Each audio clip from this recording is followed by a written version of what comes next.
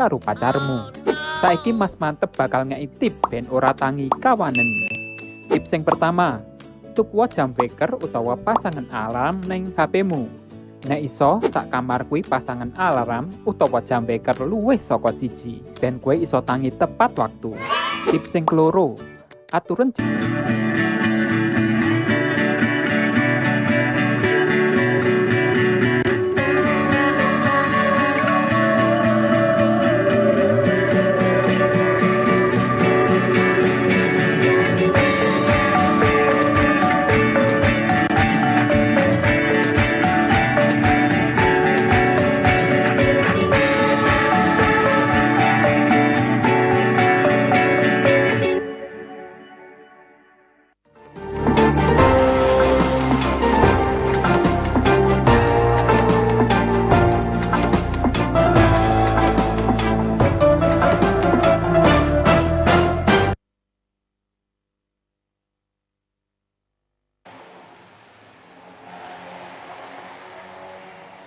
Ya, selamat siang Mitra Tech TV dimanapun Anda berada. Bahagia rasanya di kesempatan siang hari ini, saya Iqbal Azhari dapat kembali menjumpai Anda dalam Expose UMS selama 2 jam mendatang. Ya, 2 jam kami akan menemani Anda tentunya dalam Expose UMS. Dan tema di kesempatan siang hari ini mengenai tetap berprestasi di tengah pandemi bersama tim PKM UMS menuju PIMNAS ke-33. Dan sudah hadir narasumber di kesempatan siang hari ini. Beliau adalah Kepala Bagian Penalaran Kreativitas Inovasi dan Soft Skill Universitas Muhammadiyah Surakarta. Ada Bapak Ahmad Khalid Al-Ghofari. Assalamualaikum Pak. Waalaikumsalam warahmatullahi wabarakatuh. Mas Kabar Azhar. baik Pak? Alhamdulillah baik. Alhamdulillah Ya. baik. Kita agak berjauhan nggak apa-apa ya. Yang penting hati kita selalu dekat gitu ya Pak ya. Iya siap. Physical distancing. Iya. Kemudian ada mahasiswa berprestasi yang sudah hadir di sini. Nur Hidayah, Assalamualaikum. Terus kemudian Wahyu Puji Pangestu, Assalamualaikum. Waalaikumsalam. Ya, dan satu lagi tim yang tidak bisa duduk bersama kita di sini, ada Grantira Hari Prosperity ya. Iya. Baik. Dan siang hari ini Pak Khalid ini kan temanya memang selalu harus berprestasi gitu ya. Berprestasi di era pandemi. Ya. Nah, ini bersama tim PKM UMS. Kalau boleh dijabarkan terlebih dahulu Pak Khalid ini. Tim PKM itu apa sih sebenarnya ini? Oke, baik Mas Azhar dan pemirsa semua yang di rumah yang berbahagia. Jadi Kemendikbuddikti itu punya program ya, namanya program kreativitas mahasiswa. Jadi seluruh mahasiswa yang ada di Indonesia semuanya ya, itu diberi kesempatan untuk mengirimkan proposalnya terkait dengan kreativitas mereka. Jadi nanti yang akan hadir di sini ada 4 tim untuk yang kreativitas di penelitian dan ada 2 tim yang kita lolos ya di PKM teknologi. Tapi sebenarnya ada 5 bidang ini ada 5 program kreativitas mahasiswa. Jadi awalnya mahasiswa di Indonesia itu silahkan mengirimkan proposal, ada 75 ribuan Mas. Masya yang Allah, banyak ya Pak submit, ya karena perguruan tinggi di Indonesia kan banyak sekali. Dari 75 ribu itu hanya yang didanai, itu hanya sekitar 3.700 sekian lah. Gitu. Tidak sampai 3.800 gitu. Itu diberi dana ya untuk menyelenggarakan kreativitasnya itu seperti apa sesuai janjinya gitu. Tapi karena ini kita sedang ada pandemi, maka yang awalnya harus penelitian lapangan tidak boleh diganti. Jadi mereka harus melakukan riset namanya narrative review. Jadi mereka mereview artikel-artikel tapi sesuai dengan tema yang sama. Nah, kemarin diumumkan bahwa yang sekitar 4.000 itu dipilih untuk mengikuti namanya Pekan Ilmiah Mahasiswa Nasional atau PIMNAS. Jadi rangkaiannya adalah PKM, dilolos didanai, terus nanti setelah di Monef mana yang lolos, lah ini UMS ketika awal itu mengirimkan sekitar 600 proposal, Mas Azhar, yang lolos didanai 45 tim. Wah. Nah, dan ini 45 tim itu termasuk kalau swasta itu nomor 3 nasional se-Indonesia. Wah, se-Indonesia ya, nomor 3 luar nomor biasa. 3. Terus sekarang yang lolos didanai, yang lolos masuk PIMNAS itu ada 6 tim. Jadi ini, dan salah satunya adalah Mbak Nur Hidayah tim ini dari teknik kimia. Jadi kita ada 6 itu, yang 2 dari teknik kimia, 1 dari teknik industri, yang 2 dari FIK, ilmu kesehatan, dan 1 lagi dari farmasi. Oke. Nanti insya Allah tampil semua. Ya. Karena memang bidang penelitiannya ini semua lini pendidikan ya Pak? Betul. Semua prodi maksudnya Ya, seperti itu. sebenarnya ada yang suka di kewirausahaan, ada PKM kewirausahaan. Terus yang suka mengabdi di masyarakat, ada PKM pengabdian masyarakat. Kita juga punya, termasuk yang Karsa Cipta. Namun yang lolos di PIMNAS ini memang hanya 2 skema, Mas Azhar. Iya. Penelitian dan penerapan teknologi. Gitu. Oke, nah ini 2 orang ini adalah penelitian, bidang penelitian dan dari prodi teknik kimia ya. Oke, teknik kimia. Waduh, ini ya mata kuliah apa yang paling disukai di teknik kimia? Itu Pak, teknologi minyak atsiri. Teknologi minyak atsiri. Ada proses di dalamnya situ ya. Pas itu asik banget ya. Ada prosesnya. Kayak proses pembuatan minyak atsiri dari tanaman-tanaman gitu Pak. Oke, baik. Nah, ini membran organik bonggol jagung untuk isolasi kolesterol dalam darah. Karena kalau berbicara mengenai kolesterol nih, masyarakat Indonesia ini memang banyak sekali masyarakat yang terkena kolesterol ini. Ya, karena biasalah masyarakat kita kan makanannya itu cuma 2, enak sama enak banget, ya kan? Enak dan enak banget makanannya. Nah, awal mula kenapa ini memilih limbah bonggol jagung gitu ya? Itu berarti bonggol jagung itu yang tengahnya tuh yang mana sih? Kan ada kulitnya, Ya. itu tempat kulitnya. Oh, tempat bulinya. Nah, ini dibanding limbah organik yang lainnya kenapa ini? Memilih ini? Karena kan bawang jagung itu kalau udah panen, Hmm. itu langsung dibuang Mas. Ini nggak dipakai apa-apa. Cuma dipakai kali untuk pakan ternak. Kalau nggak cuma dibuang gitu aja. Sebenarnya bahan baku membran ini kan bisa diambil dari bahan alam, namanya selulosa. Nah, di bonggol jagung ini ada kandungan selulosanya itu cukup tinggi, sekitar 41%. Selain itu kan, kalau namanya organik itu kan ramah lingkungan ya Mas, jadi dia kalau udah nggak dipakai, dia nanti terurai secara alami. Jadi selain itu juga bonggol jagung ini mudah didapatkan kan. Nah, limbahnya juga banyak dan Indonesia kan juga banyak yang menanam jagung. Terus mudah diperbarui, dapat didapatkan, dan tentunya itu harganya lebih murah dari bahan baku membran yang saat ini digunakan untuk aplikasi cuci darah. Oke, ini pesennya di tukang jagung-jagung bakar atau gimana nih? Atau main ke pasar? Dari itu Mas, Karena memang bahan bakunya mudah didapat ya. Iya. Dan kurang dimanfaatkan secara maksimal. Oke, baik. Nah, kalau Hidayah ini di tim ini sebagai ketua. Ya. Kemudian Wahyu sebagai Anggota. ya. Nah, sebagai ketua ini kan pasti ada ide awal nih sebelum akhirnya menjatuhkan tentang bonggol jagung itu kan pasti ada ide awal dulu sebelum akhirnya memilih bonggol jagung. Nah, ide awal dari kalian apa sih sebenarnya? Kenapa kok terus langsung bonggol jagung untuk isolasi kolesterol dalam darah? Apakah berdasarkan pengalaman di lingkungan sekitar kalian atau gimana ini? Baik, Monggo. izin menjawab. Jadi ide awal dari penelitian membran bonggol jagung ini, kebetulan kami sama-sama mengambil mata kuliah yaitu teknologi membran yang kemudian juga pendamping kami yaitu Bapak Mujibur Rahman sebagai dosen mata kuliah tersebut.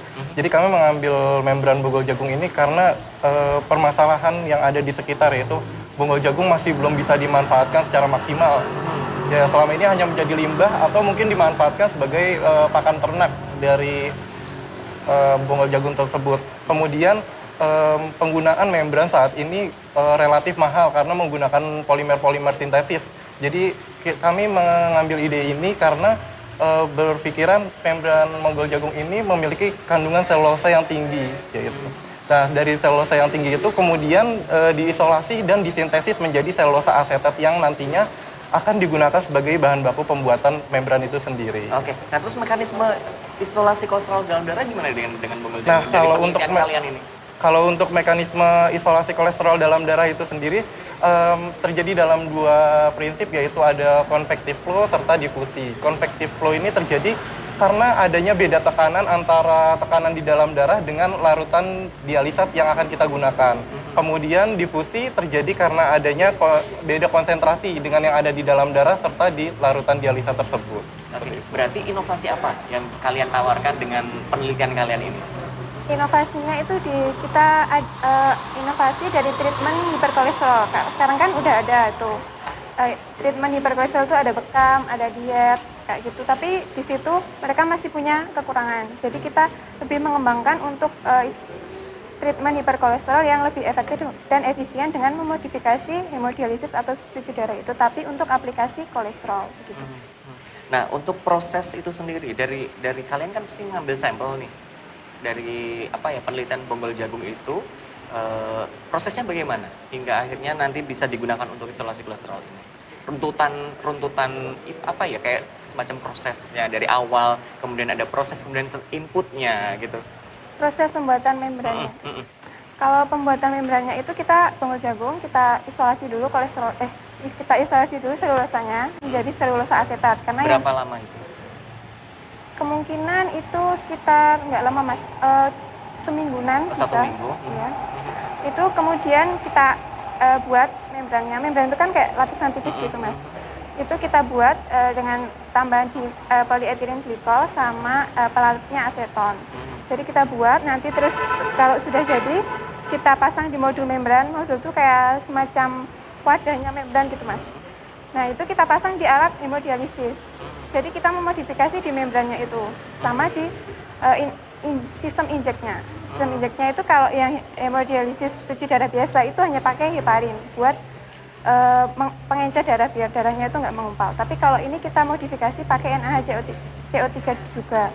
Ini untuk sebagai pelarut kolesterol. Jadi sebelum darah itu masuk ke membran, dia diencerkan dulu dipakai NaHCO3 ini. Kemudian kita juga modifikasi di bagian dialisatnya. Jadi karena kan tadi kolesterol itu berpindah dari darah ke larutan dialisat. Karena perbedaan konsentrasi, karena di dialisat kan nggak ada kolesterolnya, di darah ada kolesterolnya. Karena perbedaan konsentrasi dia akan berpindah. Tapi karena darah kan juga nggak mengandung kolesterol aja, dia ada sel darah, dia ada mineral-mineral lainnya. Nah mineral-mineralnya ini biar nggak ikut berpindah, itu di dialisat kita kasih juga mineral dengan konsentrasi yang sama dengan di darah normal. Oke, berarti juga kalian harus tahu juga ya tentang darah itu sendiri. Iya. Ya kan ilmu kedokteran kalian juga harus paling tidak juga paham. Nah, darah ini bagaimana? Karena kan kolesterol ini memang kalau di dalam tubuh itu kan pengentalan darah itu kan bisa mengakibatkan kolesterol seperti itu ya. Nah, lantas pembagian kerja kalian. Kan kalian dari awal mungkin setelah menemukan ide, oh ini ternyata kita bisa nih ngambil dari bonggol jagung nih untuk penelitian kita. Nah, pembagian kinerja kalian bagaimana? Seperti apa? Kan kalian 3 orang ya? Ya. 3 orang tim. Yang satu bagian apa, yang satu bagian apa, dan 3 kan nanti ketika presentasi pun kan ada uji cobanya juga. Atau gimana? Atau ada uji coba kan, bagaimana? Kalau ini kan karena pandemi ini kan nggak langsung kita buat gitu mas. Kita jadi begitu. buatnya naratif review kayak artikel ilmiah. Jadi kita mengumpulkan jurnal-jurnal yang sesuai sama topik kita. Okay. Terus kita screening mana yang sesuai, terus kita jadiin satu buat disusun menjadi sebuah naratif review. Gitu. Jadi kita tarik kesimpulan dari penelitian-penelitian yang sudah ada sebelumnya. Gitu, mas. Oke, berarti ini merupakan pengembangan dari penelitian-penelitian sebelumnya dan kalian melakukan inovasi di dalamnya. Karena melihat itu tadi ya, produk bonggol jagung ini kayaknya kalau di Indonesia atau di Solo sekitarnya memang belum teroptimalkan. Bahkan bisa dijadikan ini ya, membran organik untuk isolasi kolesterol dalam darah.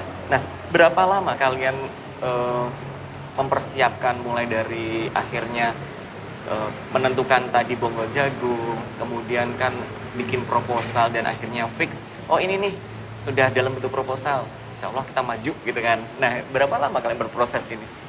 Kalau untuk proposalnya itu sekitar 1-2 bulan. 1-2 bulan, timelinenya ya? Iya, sesuai timeline itu. Terus seharusnya ini kan mundur mas pengumuman dari buktinya mundur. Terus awalnya itu 4 bulan buat kalau yang biasa enggak daring itu 4 bulan. Tapi ini karena online jadi kita 2 bulan gitu untuk pelaksanaannya. Oke, baik. Tadi itu kan memilih jenis membran dari selulosa asetat. Why? Kenapa memilih jenis membran?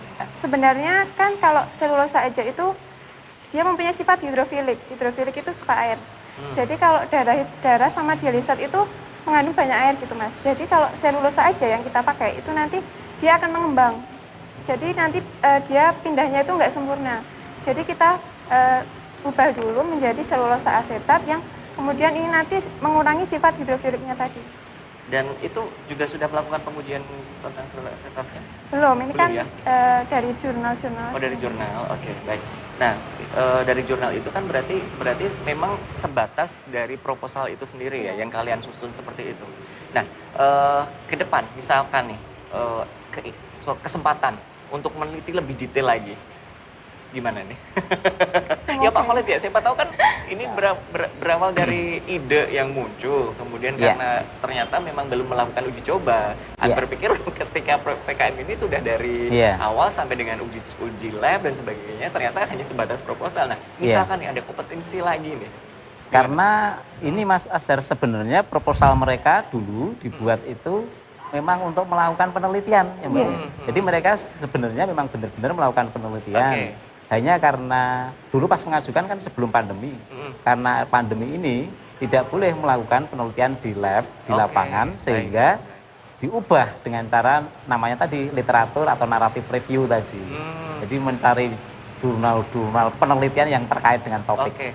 Baru mau saya tanyakan, karena di kondisi seperti ini, karena memang kalau yang boleh dibilang nge-lab itu kan mau nggak mau harus nge-lab gitu kan. Nah, sementara kondisi sekarang memang aturannya memang seperti itu ya Pak Khalid ya. Oke, baik. Akhirnya diganti dengan jurnal-jurnal itu tadi. Nah, ini berarti ini sudah selesai ya proposal kalian, tinggal maju kompetensi lagi Pak atau gimana Pak? Apakah maju nasional atau ini kan menuju PIMNAS 33 nih dari nah ini berarti ini mau berangkat PIMNAS. Kan sudah terpilih walaupun hanya dengan narrative review ya. Tapi sebelumnya memang sudah didanai ya. Dan memang dari sisi dana tidak sebesar ketika harus melakukan penelitian begitu. Ya kita berharap besok segera pulih kondisinya sehingga nanti penelitian ini bisa dilakukan walaupun mungkin oleh adik juniornya atau gitu. Nah ini rencana PIMNAS di mana sih Pak? PIMNASnya lokasi PIMNAS. Di Yogyakarta di UGM. Oh Yogyakarta UGM. Di UGM, tapi pesertanya semua daring. Oh semuanya daring. Jadi hanya jurinya yang di sana. Oke, baik. Nah ini daring ini kan, persiapan apa yang sudah kalian siapkan ini untuk nanti?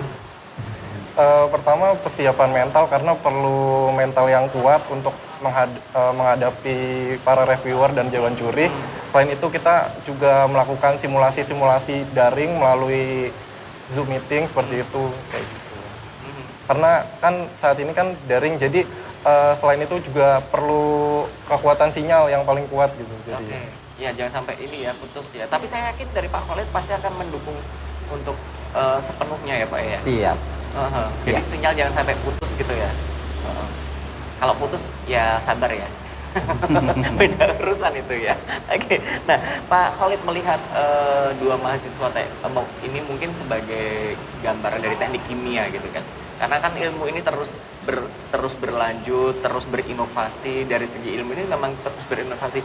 Nanti saya ingin tahu pendapat dari Pak Khalid, dari anak mahasiswa sekarang ini pemikirannya semakin bermacam-macam dalam artian bahwa ketika penelitian ini berkembang itu semakin menarik gitu ya Pak Khalid ya. Tapi kita harus jeda dulu Pak Khalid, jangan dijawab dulu. Setelah informasi berikut ini kita akan kembali lagi untuk Anda pemirsa TNI dimanapun Anda berada dalam Expose UMS akan kembali selepas informasi berikut ini, tetap bersama kami.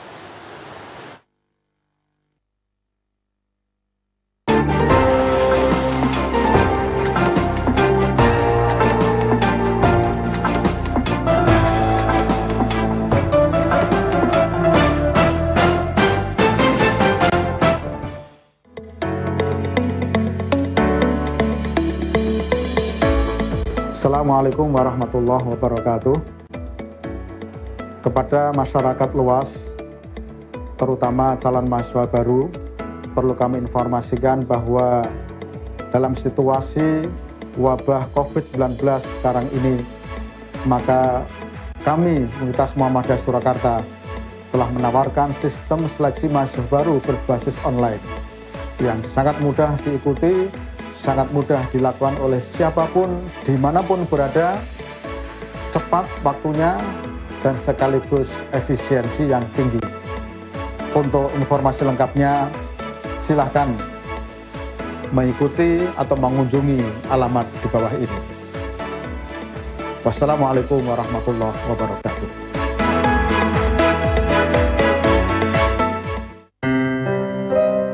pasien dengan identitas nomor 25 meninggal dunia.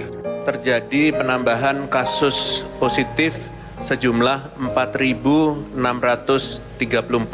Maka dari itu, penggunaan masker sangat penting. Hari itu, aku mengingatnya, di mana rasa bahagia yang berubah menjadi rasa duka. Kabar adek gimana? Baik, Bu. Jangan lupa pakai masker ya. Iya, Bu. Andai saja aku selalu ingat pesan ibu untuk menjaga adikku. Kak, maskerku ketinggalan.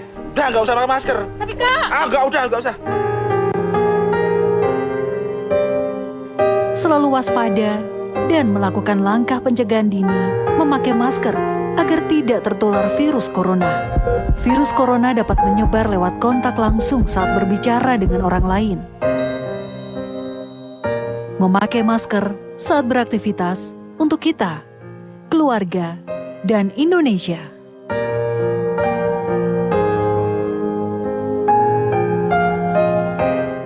Himbauan ini dipersembahkan oleh Satuan Tugas Penanganan COVID-19.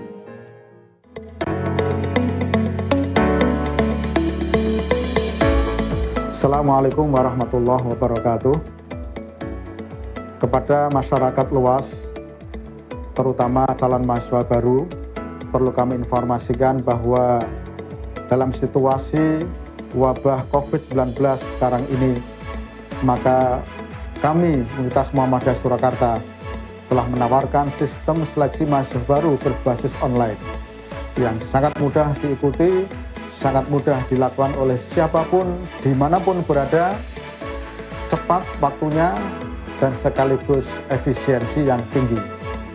Untuk informasi lengkapnya, silahkan mengikuti atau mengunjungi alamat di bawah ini.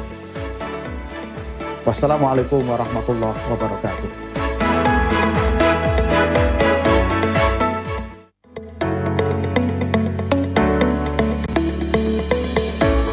Assalamualaikum warahmatullahi wabarakatuh. Kepada masyarakat luas, terutama calon mahasiswa baru, perlu kami informasikan bahwa dalam situasi wabah COVID-19 sekarang ini, maka kami, Universitas Muhammadiyah Surakarta, telah menawarkan sistem seleksi mahasiswa baru berbasis online yang sangat mudah diikuti, sangat mudah dilakukan oleh siapapun, dimanapun berada, cepat waktunya, dan sekaligus efisiensi yang tinggi. Untuk informasi lengkapnya, silahkan mengikuti atau mengunjungi alamat di bawah ini. Wassalamualaikum warahmatullahi wabarakatuh.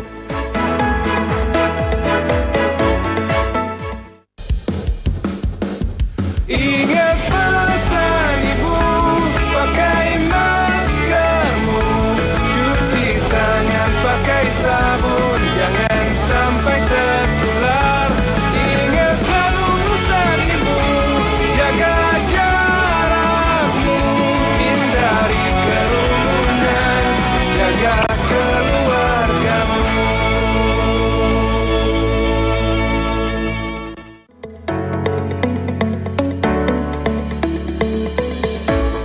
Assalamualaikum warahmatullahi wabarakatuh. Kepada masyarakat luas, terutama calon mahasiswa baru, perlu kami informasikan bahwa dalam situasi wabah COVID-19 sekarang ini, maka kami, Universitas Muhammadiyah Surakarta, telah menawarkan sistem seleksi mahasiswa baru berbasis online yang sangat mudah diikuti, sangat mudah dilakukan oleh siapapun, dimanapun berada, cepat waktunya, dan sekaligus efisiensi yang tinggi. Untuk informasi lengkapnya, silahkan mengikuti atau mengunjungi alamat di bawah ini. Wassalamualaikum warahmatullahi wabarakatuh.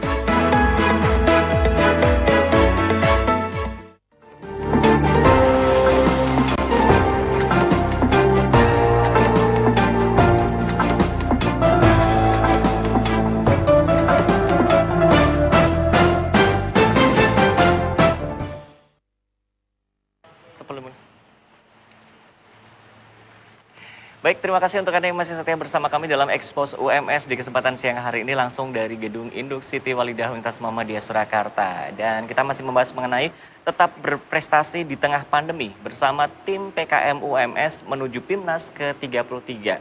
Pak Khalid, salut nih karena memang pandemi ini tidak menyurutkan prestasi dari teman-teman mahasiswa Universitas Muhammadiyah Surakarta. Apalagi Pak Khalid ini kan bidang penalaran, kreativitas, inovasi, dan soft skill bagi mahasiswa gitu. Nah, Pak Khalid sendiri melihat semangat dari teman-teman mahasiswa gimana nih? Ya, luar biasa ini Mas Azhar ya, adik-adik mahasiswa kita, ya terutama semuanya ini di UMS. Jadi hari ini sebenarnya bukan hanya kita live untuk yang teman-teman PKM ya pemirsa. Jadi ada 2 tim kita di robot ya. Ini sedang final kontes robot yang kemarin Indonesia. beberapa waktu kita interview dengan mereka itu kemarin ya. Ini sekarang lolos, sekarang sedang berlaga di Jasman. Secara live juga, jadi daring. Jadi itu. Yang kemarin juga ada yang kita lolos untuk startup. Jadi mahasiswa membuat sebuah startup gitu. Ya dari kampus memang hanya 1 yang lolos, tapi itu luar biasa gitu. Nah yang ini yang sekarang ini juga tim yang beda. Kalau tadi sebelumnya PKMP peneliti, kalau sekarang ini PKM teknologi. Jadi PKM teknologi. Menerapkan teknologi ke mitra. Nah mitranya itu siapa? Nanti biar teman-teman adik-adik sendiri yang cerita. Jadi mitranya ya siapa ya? Baik, nah ini sudah berganti talent lagi. Iya. Talentnya banyak ini. Jadi yang pertama itu Vita Dian Herawati. Ini dari Kesehatan Masyarakat ya? Iya. Oke. Yang satunya ini dari Teknik Industri. Nah ini Hilda Yanti Eka Pratiwi ya? Anak saya. Teknik Industri. Nah ini kolaborasi gini awalnya gimana nih Pak Khalid? Karena PKM Mitra itu kah atau ya. bagaimana? Jadi memang PKM ini diharapkan adik-adik mahasiswa itu bisa berkolaborasi. Dan yang diharapkan mereka bisa kolaborasi itu tidak hanya satu prodi, tapi ada irisan-irisan prodi yang lain. Itu yang malah justru diharapkan oleh Dikti. Makanya ini kelompoknya ini ketua timnya Mbak Vita dari FIK ya. Terus ada anggota dari Teknik Industri. Dan mungkin ada yang teknik yang lain ya? Arsitektur. Oh sebenarnya 3 orang? Ini ada 6 orang. Oh ada 6 orang. Iya. Oh nggak ikut semua?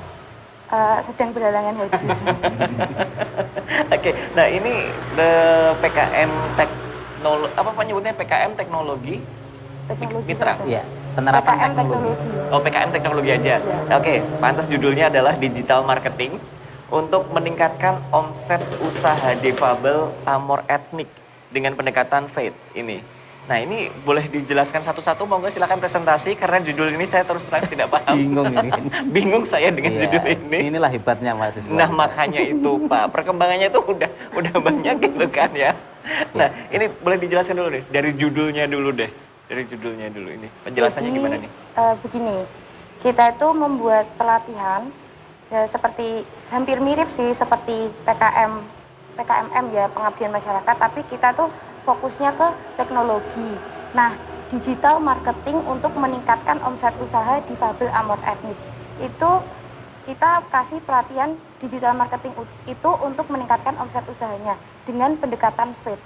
Faith itu sendiri kepanjangannya adalah full assurance in the heart, yaitu keyakinan akan kuasa dan kemurahan Tuhan.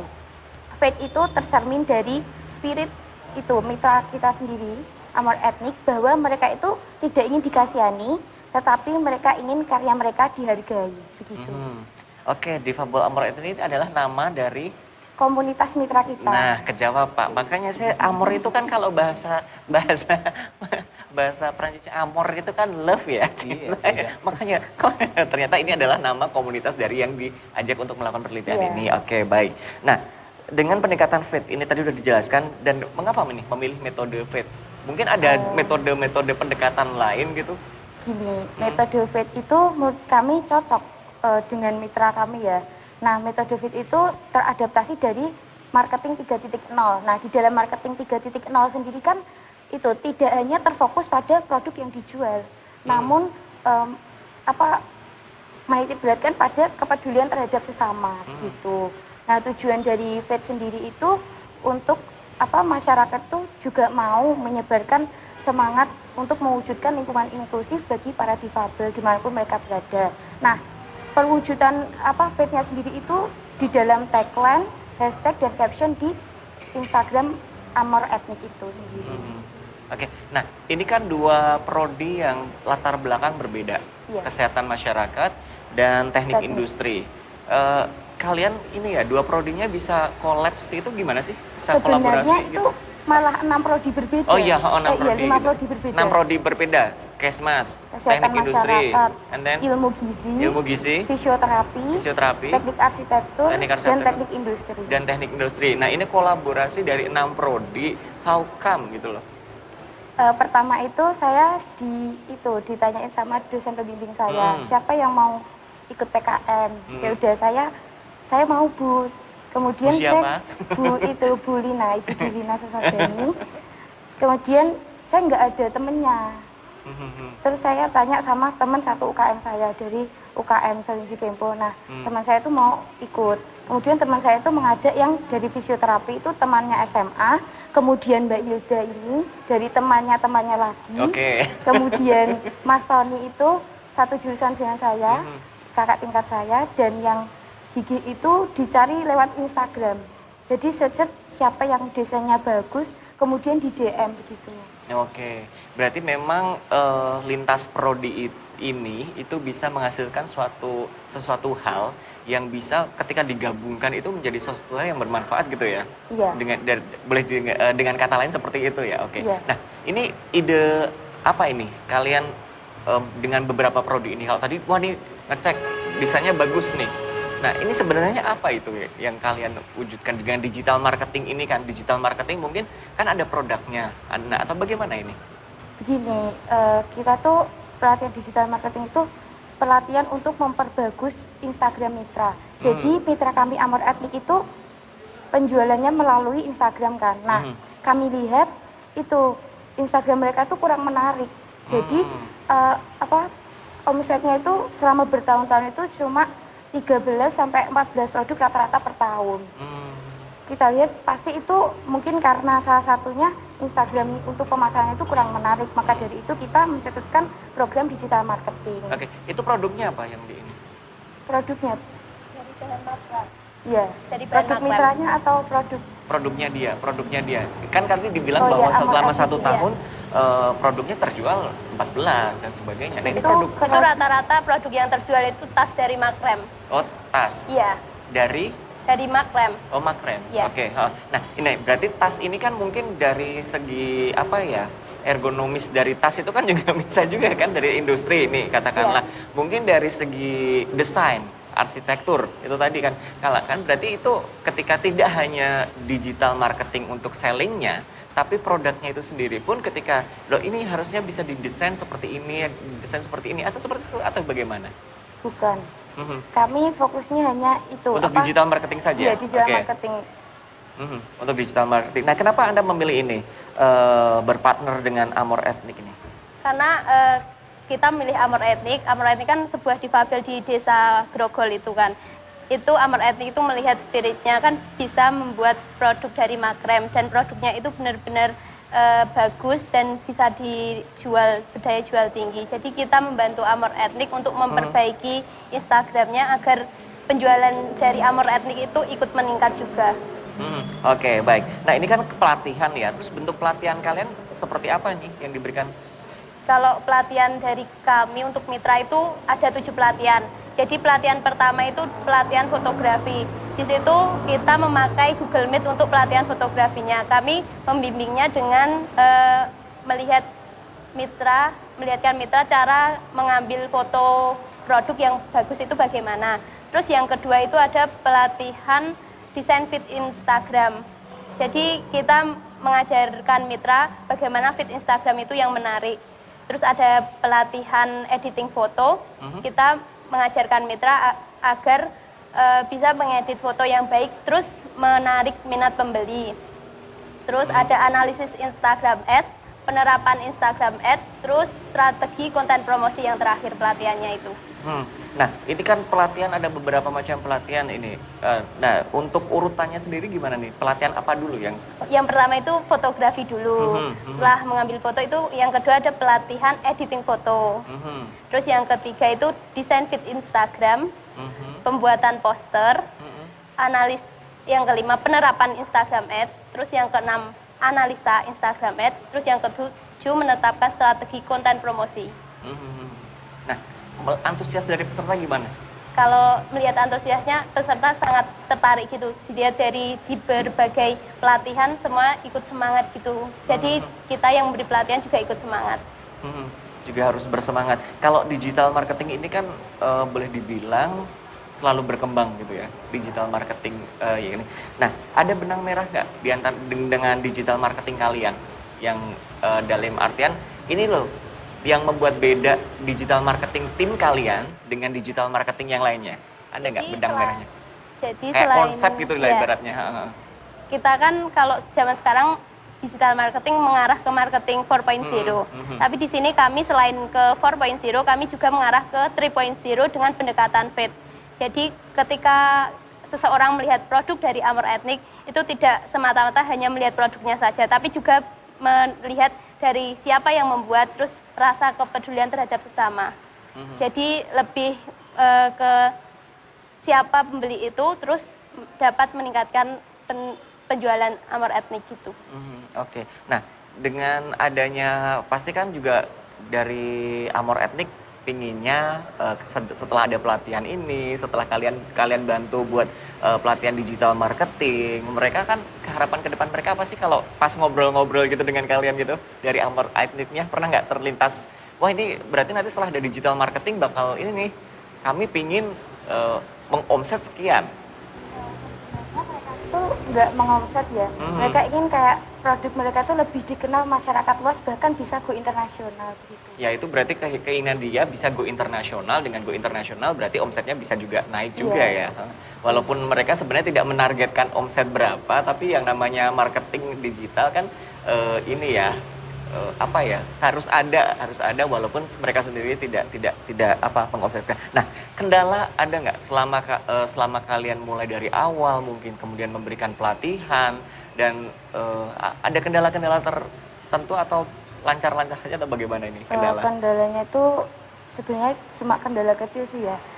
Karena pandemi pertama itu kita bingung, wah nanti pelatihan PKM kami itu nanti gimana ya? Gitu. Daring kah atau datang langsung kah? Apa datang langsung pasti kan nggak boleh gitu. Terus kan itu ya pakai daring, kendalanya sinyal karena mitra kami kan rumahnya ya agak pelosok, jadi sinyalnya agak susah. Jadi pas tiba-tiba pelatihan itu tiba-tiba koneksi terputus, jadi ngulang lagi dari awal gitu. Terus ini pas pelatihan fotografi ada alat-alat pendukung seperti itu, mitra tuh nggak punya. Jadi kita harus mikir ide nanti pakai alat apa ya biar bisa pengganti, misal pakai tripod, nanti gantinya pakai apa ya yang ada aja di sekitar begitu. Oke, berarti kendala-kendala itu memang kondisi karena geografisnya berbeda dengan sinyal yang kurang lancar gitu ya. Bahkan alat tools untuk misalkan contoh untuk pelatihan fotografi pun agak mereka kesusahan. Nah, solusi seperti apa yang kalian berikan ini? Sinyal mungkin ya mau nggak mau harus bergeser ya mereka ya. Nah, misalkan tools mereka ternyata nggak ada alat nih untuk fotografi dan sebagainya. Kalian memberikan saran seperti apa? Untuk fotografi kita menyarankan pakai seadanya aja. Mungkin kalau biasanya kan pakai handphone ya pakai handphone. Nanti spesifikasinya gimana Mbak? Nanti kita sesuaikan begitu. Oke, kita tetap berusaha untuk kita berikan solusinya ya. Karena memang pelatihan ini mau nggak mau harus dilaksanakan karena itu sudah kalian planningkan ya. Nah, kalian memplanningkan berapa lama timeline untuk menuju persiapan ke PIMNAS ini? Persiapan pelatihannya atau bagaimana? Semuanya, overall dari mungkin. Sebenarnya kegiatan PKM ini tuh rancangannya tuh dari tahun lalu. Karena ini pandemi, pengumumannya itu untuk pelaksanaan itu mundur. Yang biasanya kan Maret ya. Nah tahun ini Agustus baru pengumuman dan biasanya pelaksanaannya itu 5 bulan. Waktu pandemi ini tinggal 1 sampai 2 bulan. Tinggal 1 sampai 2 bulan itu ya. Iya. Berarti kalian harus ini dong benar-benar kerja keras juga. Iya. Di tim kalian sendiri pun kan kalian berenam nih. Iya, berenam. Apalagi kondisi sekarang ini, untuk bertemu pun kan kayaknya juga. Iya. Nah, gimana nih, boleh diceritakan ini suka dukanya ini, kalian bertim berenam ini? Suka dukanya ya itu terkadang kan online kan jadi banyak tugas, itu jadi bagi waktu buat rapat, besok mau pelatihan itu gimana, kadang juga ada yang hilang-hilangan karena sinyal begitu. Oke, tapi tetap ada ya suka dan dukanya gitu ya? Iya. Oke, nah ini Pak Khalid ini, selaku Kabag Penalaran Kreativitas, Inovasi, dan Soft Skill ini kan berarti juga teman-teman dari 6 prodi bergabung dan membentuk pelatihan digital marketing ini. Ini kembali lagi berarti inovasi dari teman-teman mahasiswa ini ada. Seperti judul kita, tetap berprestasi di era pandemi nih Pak Khalid nih. Dan yang menarik lagi Mas Azhar, mitra yang mereka gunakan yang Amor Aktif tadi mungkin belum tersampaikan dengan itu adalah komunitas difabel. Jadi mereka difabel yang diharapkan, mereka sebenarnya juga sudah ya membuat produk-produk tadi kan gitu. Tapi bagaimana teman-teman itu berharap supaya produk yang mereka buat itu memang bisa, pemasarannya itu bisa lebih wow gitu. Nah inilah sebenarnya pelatihan penerapan teknologi yang diterapkan oleh teman-teman dengan membawa faith. Faith itu kan keyakinan lah sebelah singkatan gitu ya. Jadi walaupun mereka terbatas dari sisi tadi ya disabilitas, tapi bisa menghasilkan produk dan tentunya berharap marketingnya bisa lebih luas. Itu yang diharapkan.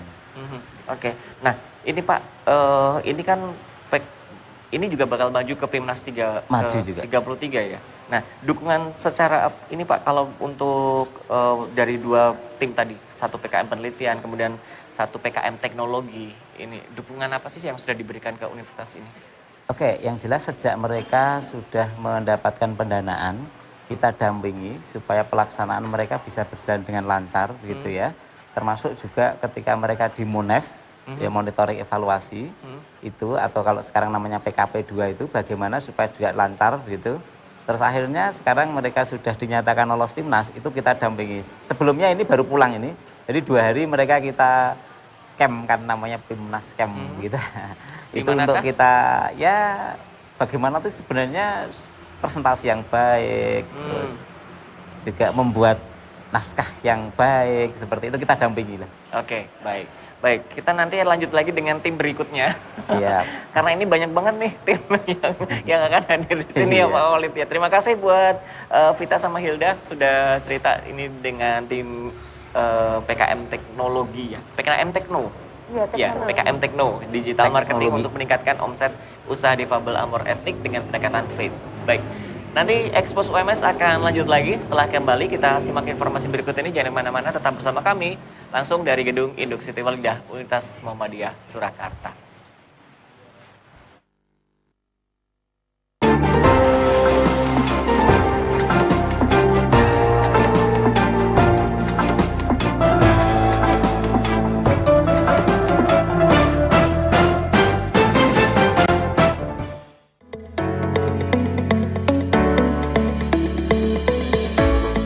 Assalamualaikum warahmatullahi wabarakatuh.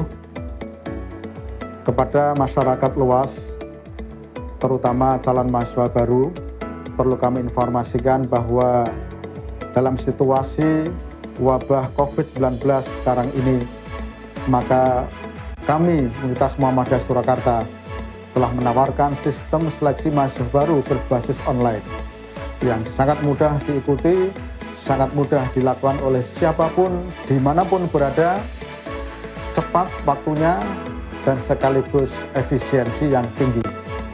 Untuk informasi lengkapnya, silahkan mengikuti atau mengunjungi alamat di bawah ini. Wassalamualaikum warahmatullahi wabarakatuh.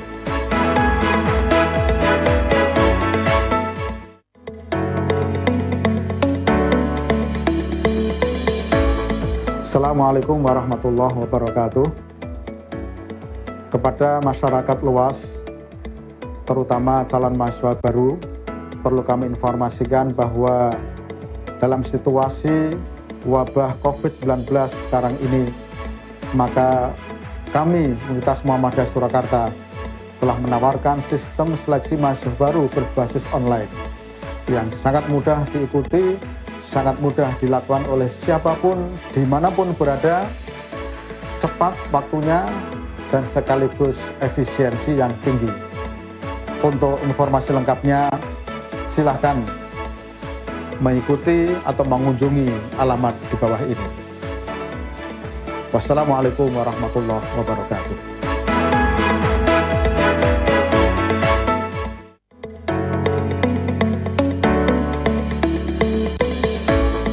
Assalamualaikum warahmatullahi wabarakatuh.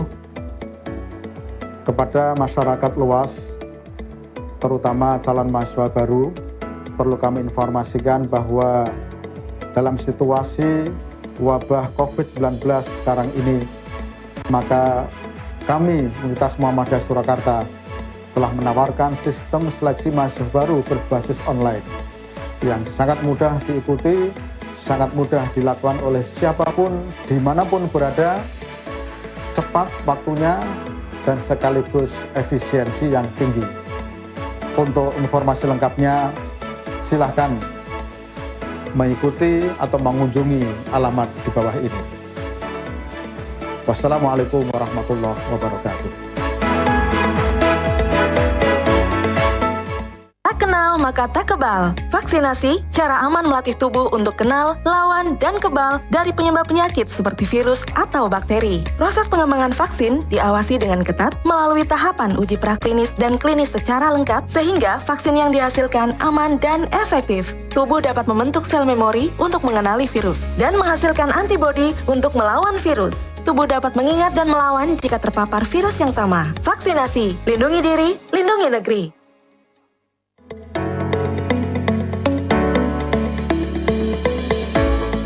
Assalamualaikum warahmatullahi wabarakatuh.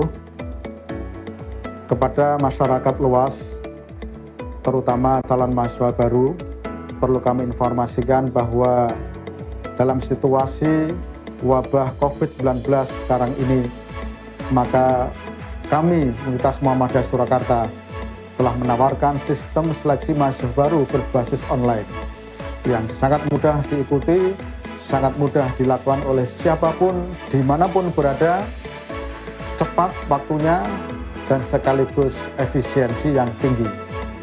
Untuk informasi lengkapnya, silahkan mengikuti atau mengunjungi alamat di bawah ini.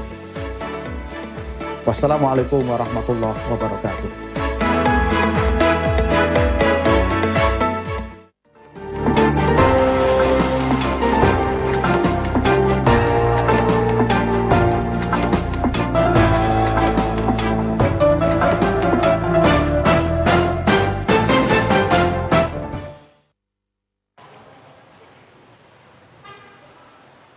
Baik, terima kasih untuk Anda pemirsa TNI dimanapun Anda berada yang masih kami temani dalam Expose UMS di kesempatan siang hari ini, dan ini langsung dari Gedung Induk Siti Walidah Universitas Muhammadiyah Surakarta. Dan kita masih berbicara mengenai tetap berprestasi di tengah pandemi bersama tim PKM UMS menuju PIMNAS ke-33.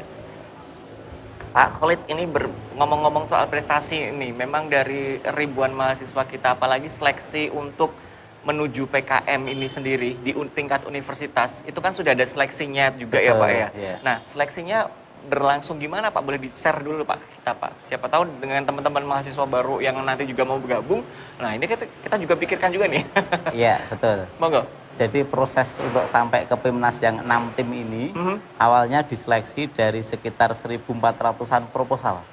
Jadi di UMS sendiri tahun kemarin ada 1.400 proposal, kita seleksi hanya terpilih 700 saja Mas, separuhnya. Jadi 700 proposal itu yang kita nyatakan lolos seleksi tingkat universitas, kita dampingi, terus mereka upload ke Kemendikbuddikti. Ya, yang tadi terupload sekitar 600-an itu, terpilihlah hanya 45 yang didanai. Jadi memang mahasiswa yang lolos ke PIMNAS ini, pemirsa, bukan mahasiswa kaleng-kaleng gitu. Jadi bersaing dari 75.000 proposal, hanya dipilih 625 yang terpanggil untuk Pekan Ilmiah Mahasiswa Nasional. Pun di UMS juga kita buat proses seleksi yang ketat, jadi Sejak awal sudah kita seleksi untuk terpilih, sehingga akhirnya ya muncullah yang seperti ini. Mbak Sita ini dari farmasi, ini sebenarnya satu tim 3 orang ya Mbak ya. Yang satunya namanya Mbak Fakfirli sama Mbak Rosa. Mbak Fakfirli dan Mbak Rosa itu pun ya barusan kemarin hari Senin ya. Iya Pak. Itu di Monef juga untuk hibah yang lain dari Dikti. Dapat namanya program hibah Bina Desa lah kalau dulu namanya. Jadi hibah dari Dikti yang lumayan juga dananya cukup besar. Hampir 30-an ya Mbak ya? 35 juta. Nah, 35 juta Itu mereka. uang semua Mbak? Iya. Uang semua? Iya. Oh iya. Iya. Nah, tapi untuk yang disampaikan sekarang berbeda. Nah, ini beliau sekarang PKM penelitian juga. Oke. Tapi temanya karena bidangnya farmasi ya seputar itu kira-kira. Oke. Nah, Pak Khalid, berarti artinya adalah bahwa memang mahasiswa UMS ini ketika sudah menunjukkan bahwa dia punya potensi, kemudian terwadahi, mereka berprestasi. Buktinya satu tim dengan Cita ini pun dia justru juga punya prestasi yang lain selain di PKM ini ya Pak ya? Iya betul. Ya. Inilah mahasiswa UMS. Oke, baik. Alumninya juga ada di sini. Oke, nah sekarang ini kita bersama Cita Primadana Hari Anugrahini. Ya, dari Fakultas Farmasi ya. Dan satu timnya yang mohon maaf kesempatan siang hari ini nggak bisa bergabung, tapi boleh disebutkan namanya Rosa Sayentina Amin dan juga Fakfirli. Ya, oke, tim dari farmasi ya. Nah, tim ini adalah PKM penelitian. Kemudian ini meneliti tentang potensi ekstrak tumbuhan cakar ayam Selaginella sebagai agen anti kanker dan kokemoterapi untuk peningkatan efek sitotoksik dosorubisin. Bener nggak bacanya? Iya. Bener ya? Oke, anak akuntansi baca kayak gini. Oke, nah ini judulnya ini kalau bahasa umumnya seperti apa sih sebenarnya gitu ya? Kan kalau bahasa farmasi udah biasa ya Pak Khalid ya, dengan bahasa seperti ini kalau farmasi udah biasa. Nah, cuman orang luar kalau misalkan ada penelitian kayak gini kan bahasa apa sih sebenarnya bahasa umumnya gitu kan? Baik, jadi sebenarnya penelitian kami ini ingin mengeksplorasi dari tumbuhan cakar ayam atau kalau nama ilmiahnya Selaginella itu sebagai agen anti kanker. Nah, karena kandungannya itu memiliki potensi sebagai agen anti kanker. Nah, nantinya untuk doxorubicin sendiri itu salah satu obat kanker. Jadi nanti jika dikombinasi antara ekstrak cakar ayam dan doxorubicin itu nanti efek anti kankernya akan lebih tinggi dan juga dosis doxorubicinnya dapat lebih ditekan. Itu. Jadi keuntungannya nanti ya doxorubicinnya itu dosisnya lebih rendah, di mana kalau obat kan pasti memiliki beberapa efek samping yang tidak diinginkan seperti itu. Jadi kami mengoptimalkan untuk mengeksplorasi tanaman cakar ayam ini sebagai agen anti kanker. Oke, berarti topik penelitiannya adalah tentang anti kanker. Anti kanker itu ya, kata kuncinya keywordnya adalah anti kanker itu sendiri. Nah, biasa kalau topik penelitian dengan anti kanker ini, kemudian itu adalah dasarnya. Kemudian pasti Cita melihat penelitian-penelitian sebelumnya gitu kan. Interest di situ kenapa ini Cita? Kalau secara personality ataupun secara tim? Sebenarnya kami tertarik karena tumbuhan cakar ayam ini sebenarnya banyak di Indonesia. Ada sekitar 200 spesies. Nah, biasanya masyarakat itu menggunakannya sebagai tanaman hias seperti itu. Masih belum banyak yang belum mengerti potensinya. Tetapi di beberapa daerah sudah ada yang dibuat sebagai dijual dengan dalam bentuk ekstrak kering atau menjadi serbuk seperti itu. Itu bisa digunakan sebagai anti kanker atau obat batuk. Untuk obat hepatitis juga bisa. Sudah ada yang dijual di Shopee seperti itu, dan juga di yang terdekat daerah Tawangmangu itu sudah diproduksi dalam bentuk tapi serbuk, masih serbuk atau ekstrak kering seperti itu. Nah, jadi kami ingin mengoptimalkan tanaman yang sebenarnya banyak di masyarakat namun masih belum disadari seperti itu. Terus kan untuk penderita kanker juga di Indonesia itu selalu meningkat setiap tahunnya karena mungkin bisa terjadi karena pola hidup masyarakat yang kurang sehat seperti itu. Jadi kami ingin untuk meningkatkan lagi mengeksplorasi tanaman-tanaman yang ada di Indonesia yang ternyata memiliki khasiat juga sebagai anti kanker. Jadi tidak selalu terpaku dengan obat-obat konvensional yang sebenarnya memiliki beberapa kekurangan. Oke, kalau memang mau nggak mau Indonesia ini memang banyak, ya kan, tumbuh-tumbuhan yang tersedia di Indonesia ini banyak luar biasa. Cuman mungkin ya itu tadi seperti Cita bilang, belum tereksplor, belum benar-benar oh ternyata tumbuhan ini tuh bisa untuk kanker gitu kan. Dan seperti itu. Nah, inspirasinya dari mana nih Cita? Apa mungkin lagi jalan-jalan kemana terus ngeliat tanaman apa cengger ayam, kepo, pengen ngerti apa sih sebenarnya ini dibawa ke lab atau gimana ini Cita? Jadi sebenarnya dulu itu kan sering di pinggir-pinggir rumah itu juga ada, di dekat rumah itu juga ada tanaman cakar ayam ini. Nah lalu waktu kami mengajukan PKM ke dosen pembimbing itu juga disarankan tanaman apa yang masih jarang dieksplor seperti itu. Nah akhirnya saya berpikiran kenapa tidak cakar ayam ini kan di Indonesia banyak, jadi tidak terlalu mahal seperti itu kalau ingin diadakan secara besar, dalam skala besar.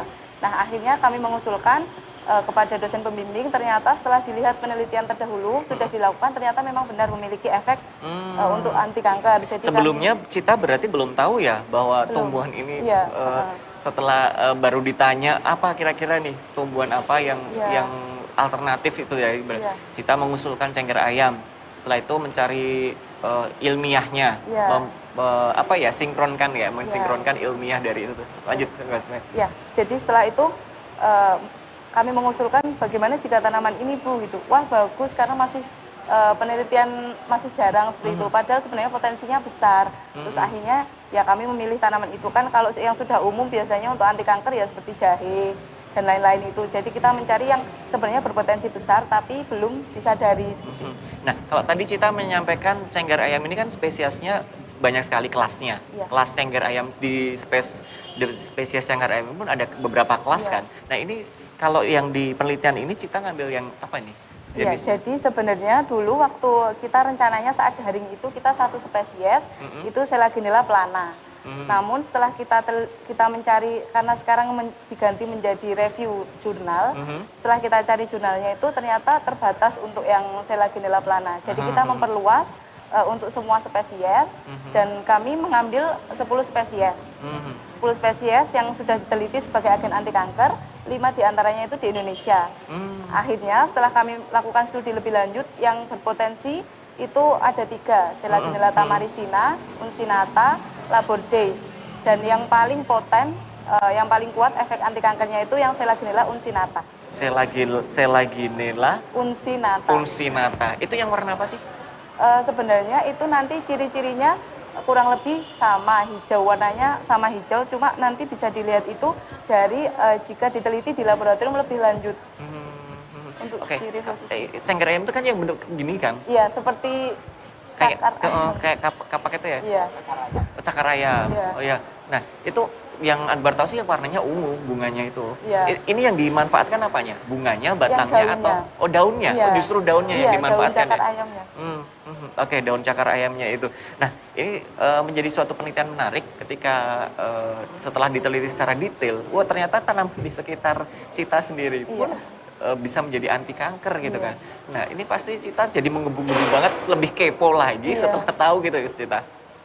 Iya, jadi setelah itu kita langsung berkonsultasi ke dosen itu, ke ibu dosen kami, pembimbing Bu Mariati, terus Bu Mariati menyarankan ya sudah kalian cari lagi untuk jurnal-jurnal artikel yang sudah meneliti seperti itu. Nah ternyata juga sudah banyak yang meneliti, namun kebanyakan itu masih di luar negeri seperti itu. Di Indonesia ada tapi belum terlalu banyak. Padahal sebenarnya potensinya tadi sangat besar. Jadi kita memutuskan untuk memilih Selaginella ini sebagai topik penelitian kami yang nanti kedepannya itu bisa diproduksi menjadi obat-obat, bisa diproduksi menjadi bentuk sediaan. Seperti misalkan kapsul atau pil atau mungkin sirup untuk penderita kanker yang anak-anak seperti itu. Jadi nanti selanjutnya kedepannya efek samping dari obat-obatan yang kemo seperti doxorubicin itu nanti bisa berkurang efek sampingnya jika dikonsumsi bersama ekstrak Selaginella. Oke, Cita. Cita kan pasti juga mempelajari tentang kanker itu sendiri ya. Kanker kalau kita ketahui juga, kanker ini kan ada juga berbanyak jenis dari kanker itu sendiri. Seperti dengan cakar ayamnya ya. Cakar ayam kan banyak banget spesiesnya. Nah, kanker yang di sini ini nantinya itu kanker yang bagaimana Cita? Oh iya, jadi setelah yang sudah kalian lakukan? Setelah kami melakukan studi literatur itu berbeda-beda per spesies untuk kankernya yang dapat dapat dibunuh dengan spesies ini. Jadi misalkan contohnya yang sel Legionella uncinata, itu bisa untuk sel kanker payudara, bisa untuk sel HeLa, kanker paru, seperti itu. Untuk spesies yang lain mungkin bisa untuk kanker payudara juga, tapi mungkin ada yang tidak bisa untuk kanker HeLa, seperti itu. Jadi tergantung spesiesnya. Berarti malah menemukan banyak ya? Iya, banyak sekali. Jadi beda-beda per spesies itu untuk kanker yang spesifik masing-masing berbeda. Oke, bilang aja sama Bu M untuk yang spesies ini, untuk PKM ini ya berikutnya. Karena kan tadi masih banyak yang bisa diteliti lebih lanjut. Betul. Iya kan, dengan kelas dari Cakar AM itu sendiri aja banyak. Iya. Kemudian ternyata kelas A ini bisa untuk kanker ini, kemudian yang B untuk kanker ini. Iya. Nah, kalau di bidang farmasi sebenarnya ini kan herbal ya, boleh dibilang herbal. Farmakologi atau apa ini? Masuknya? Ya, masuknya nanti di farmakoterapinya, karena kita membahas anti kankernya itu, terus nanti itu juga masuk ke sediaan herbal nantinya. Kan nanti diformulasi menjadi bisa dalam bentuk tablet atau kapsul atau sirup yang nantinya itu bisa diproduksi secara skala besar di pabrik herbal seperti itu. Jadi itu termasuk sediaan herbal. Oke, Cita, ini kan penelitian ini pasti ketika melakukan penelitian harapannya itu bisa membawa manfaat untuk masyarakat gitu ya. Nah, penelitian yang Cita ambil dengan tim ini, harapan kedepannya untuk masyarakat gimana ya? Baik, harapan kedepannya nanti agar para penderita kanker, masyarakat penderita kanker itu nanti untuk efek samping dari obat kemoterapi seperti yang kita ketahui bersama, yaitu toksisitas hati. Jadi bisa menimbulkan beberapa penyakit seperti hepatitis jika dikonsumsi dalam jangka waktu yang panjang, atau juga bisa menimbulkan kerontokan rambut, mual, muntah, seperti itu. Nah, dengan adanya ekstrak sel Legionella ini nanti dikombinasikan bersama anti kanker seperti doxorubicin tadi obatnya. Nah, itu nanti diharapkan dosis doxorubicinnya bisa diturunkan sehingga nanti efek sampingnya berkurang, dan untuk penderita kanker sendiri karena sudah sakit sebenarnya, jadi tidak efek sampingnya itu bisa lebih ditekan seperti itu, yang kurang menguntungkan. Iya. Nah, Cita, di tengah kondisi pandemi 19 ini, aduh sebenarnya masih pengen, nanti kita lanjut lagi ya Cita, satu segmen dikit tambah boleh ya? Karena ini proses penelitiannya gimana? Karena kan harus nge-lab ya dengan meneliti itu, sedikit Cita, boleh? Iya, jadi sebenarnya kalau seharusnya itu kita nge-lab di laboratorium, tapi karena tidak memungkinkan, jadi kita beralih ke narrative review. Kita meneliti dari jurnal-jurnal yang sudah ada sebelumnya, kita kumpulkan jadi satu. Oh, ternyata memang terbukti bermanfaat sel Legionella ini. Nah, kita menarik satu kesimpulan kalau yang paling berpotensi itu yang sel Legionella uncinata. Seharusnya kami melakukan di laboratorium menguji dosis maksimalnya, jadi dikombinasi seperti itu. Namun karena kondisi pandemi, jadi kita beralih. Dan saya yakin pasti Cita pengen banget kan, pengen banget buat nguji secara langsung ya kan? Iya, pengen jujur sekali. aja jawab ya. Karena kalau nge-lab itu udah melihat sesuatu hal yang sebelumnya nggak ngerti, itu kan jadi kayak konfirmasi, konfirmasi dengan apa yang sudah dibaca. Apa yang sudah dibaca, kemudian dilakukan penelitian, oh bener nih. Dan justru mungkin dari apa penelitian yang sudah dilakukan, ditemukan lagi pemikiran-pemikiran, ide-ide baru itu lagi ya Cita ya. Oke, baik, kita akan jeda lagi untuk Pak Khalid, nanti pokoknya terus setia nemenin kita ya Pak ya. Kita masih punya 1 jam loh Pak, karena kita 2 jam siang hari ini. Dan pemirsa TV dimanapun Anda berada, jangan kemana-mana karena Expose UMS akan kembali lagi selepas informasi berikut ini, jadi tetaplah bersama kami.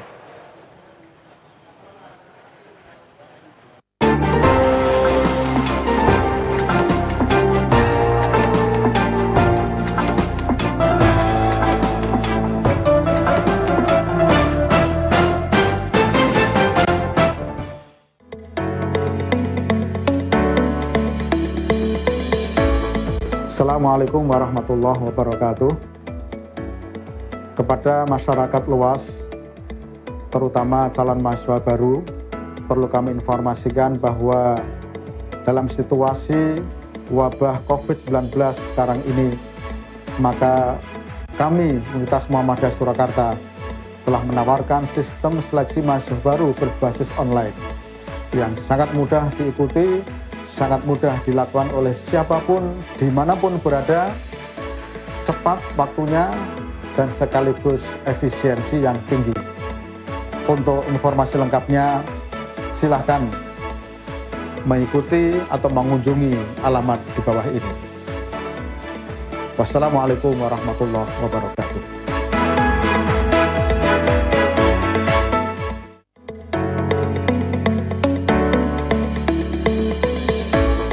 Assalamualaikum warahmatullahi wabarakatuh.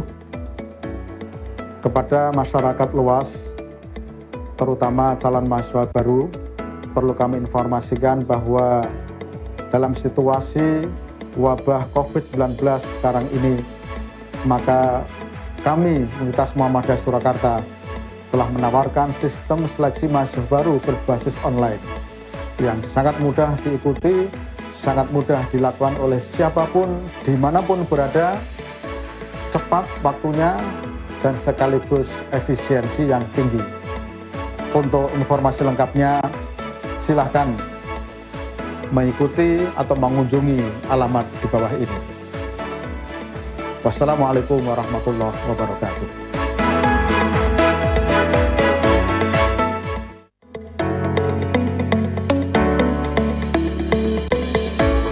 Assalamualaikum warahmatullahi wabarakatuh. Kepada masyarakat luas, terutama calon mahasiswa baru, perlu kami informasikan bahwa dalam situasi wabah COVID-19 sekarang ini, maka kami Universitas Muhammadiyah Surakarta telah menawarkan sistem seleksi mahasiswa baru berbasis online yang sangat mudah diikuti, sangat mudah dilakukan oleh siapapun, dimanapun berada, cepat waktunya, dan sekaligus efisiensi yang tinggi. Untuk informasi lengkapnya, silahkan mengikuti atau mengunjungi alamat di bawah ini. Wassalamualaikum warahmatullahi wabarakatuh.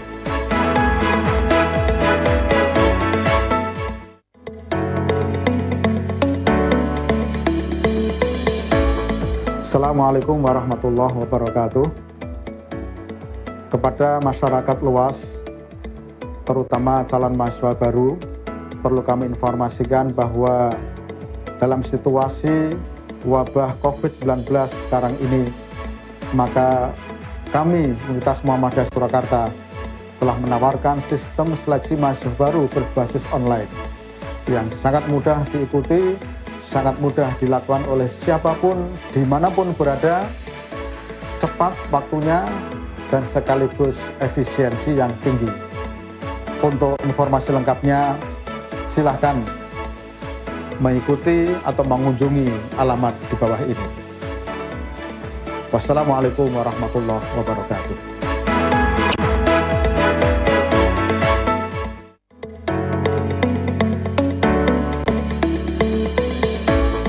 Assalamualaikum warahmatullahi wabarakatuh.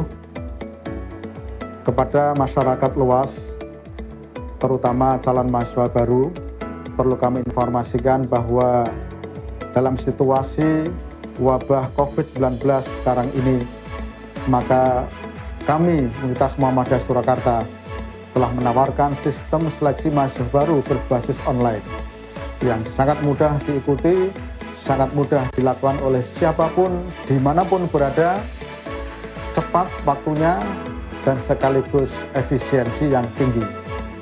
Untuk informasi lengkapnya, silahkan mengikuti atau mengunjungi alamat di bawah ini. Wassalamualaikum warahmatullahi wabarakatuh.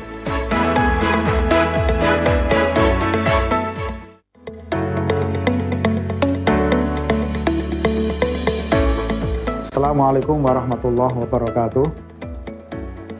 Kepada masyarakat luas, terutama calon mahasiswa baru, perlu kami informasikan bahwa dalam situasi wabah COVID-19 sekarang ini, maka kami Universitas Muhammadiyah Surakarta telah menawarkan sistem seleksi mahasiswa baru berbasis online yang sangat mudah diikuti, sangat mudah dilakukan oleh siapapun, dimanapun berada, cepat waktunya, dan sekaligus efisiensi yang tinggi. Untuk informasi lengkapnya, silahkan mengikuti atau mengunjungi alamat di bawah ini. Wassalamualaikum warahmatullahi wabarakatuh.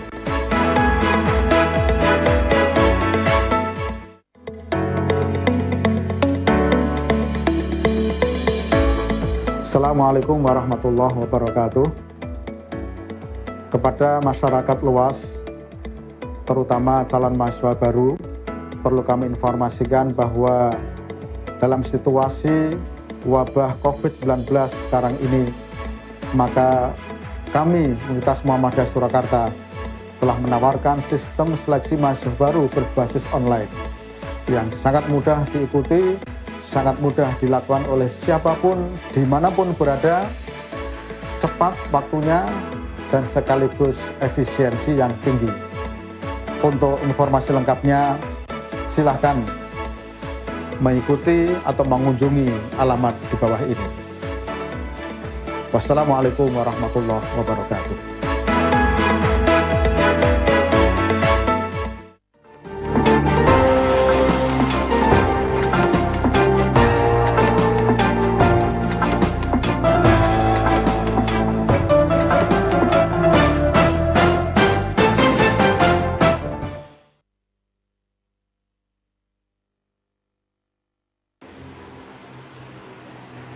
Ya, kami masih menemani Anda di Expose UMS dengan tema siang hari ini tetap berprestasi di tengah pandemi bersama tim PKM UMS menuju PIMNAS ke-33 dan masih didampingi Kepala Bagian Penalaran Kreativitas Inovasi dan Soft Skill Bapak Ahmad Khalid Al-Ghofari. Dari beliau adalah salah satu pengajar di teknik industri. Jadi kalau mau pengen masuk ke UMS, masuk industri, nah, nanti bakal ketemu sama Pak Khalid. Iya, siap. Saya promokan nih Pak. Kalau prodinya industri perkembangannya gimana ini untuk akreditasinya di industri sendiri? Akreditasi di industri sudah A. Dan ini sekarang kita sedang mengajukan International Accreditation, jadi akreditasi dari IABI yang besok Senin sampai Rabu akan divisitasi secara daring. International Accreditation ya. Oke. Kalau boleh dibilang kemarin beberapa hari yang lalu di tanggal 16 sampai 20 sipil, arsitektur, keperawatan, kemudian farmasi. Ini juga mengajukan akreditasi internasional. Oh iya. Nah, berarti ini memang UMS ini kalau boleh diinformasikan ini memang komitmen terhadap mahasiswanya untuk memberikan yang terbaik gitu ya. Nah, ini seperti juga nih Pak Khalid selaku pengelola di Biro Kemahasiswaan. Apalagi mahasiswa-mahasiswa yang tadi sudah bergabung dengan kita ini adalah mahasiswa-mahasiswa yang dia punya potensi dan berprestasi. Nah, ini ke depan gimana Pak di bidang kemahasiswaan? Bidangnya Pak Khalid nih tentang penalaran kreativitas mahasiswa ini. Ya. Jadi memang sejak awal mahasiswa baru ketika bergabung di UMS, kita kan ada namanya masa ta'aruf dan pengenalan mahasiswa baru ya. Di sana ada juga materi terkait dengan kreativitas penalaran ini Mas Azhar, jadi gitu. Jadi sudah kita kenalkan PKM. PKM itu apatis walaupun masih permukaan. Gitu. Ini prestasi-prestasinya termasuk sampai ke PIMNAS begitu. Dan kita untuk menjaganya supaya terus terjaga prestasi kita kan kalau di PKM ini monggo lah dicek lah begitu ya. Seperti PKM AI itu bahkan peringkat 4 PTN dan PTS se-Indonesia tahun 2020 ini. 4 PTN dan PTS. Jadi bukan hanya PTS saja, nanti juga PTS. Nah itu tentu karena kita coba untuk kelola dengan baik di setiap lini, di prodi, fakultas terutama di universitas. Sekarang juga sudah kita buka Mas Azhar, jadi ada mahasiswa, terutama mahasiswa UMS ya, yang punya ide-ide kreativitas silahkan dimasukkan, diupload ya di simpkm.ums.ac.id untuk tahap awal. Kita tunggu sampai tanggal 29 November. Oke. Nah Pak, ini berarti yang kemarin nggak lolos di tahap ini, apakah boleh ikut lagi atau bagaimana? Boleh, mereka bisa ikut lagi. Dan juga menggandeng mahasiswa temannya yang lain dengan tema yang lain atau bahkan tema kemarin kok nggak lolos kenapa ya, barangkali diteliti terus apa gitu ya dengan karena proposal itu ada reviewnya juga ya. Betul sekali Mas Azhar.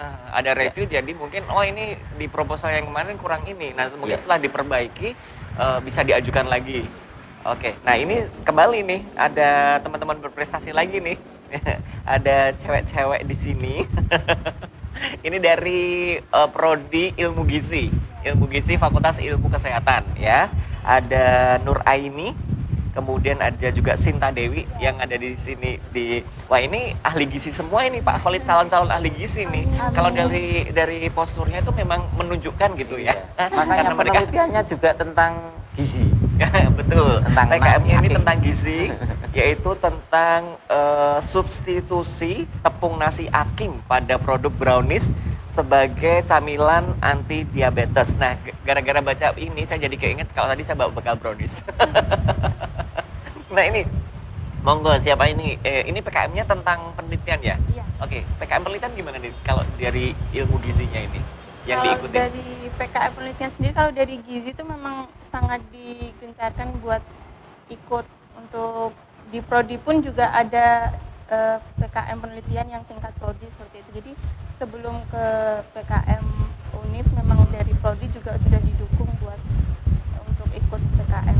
Oh, ikut PKM. Dan di tingkat prodi pun juga sudah ada seleksinya, semacam seleksi atau bagaimana?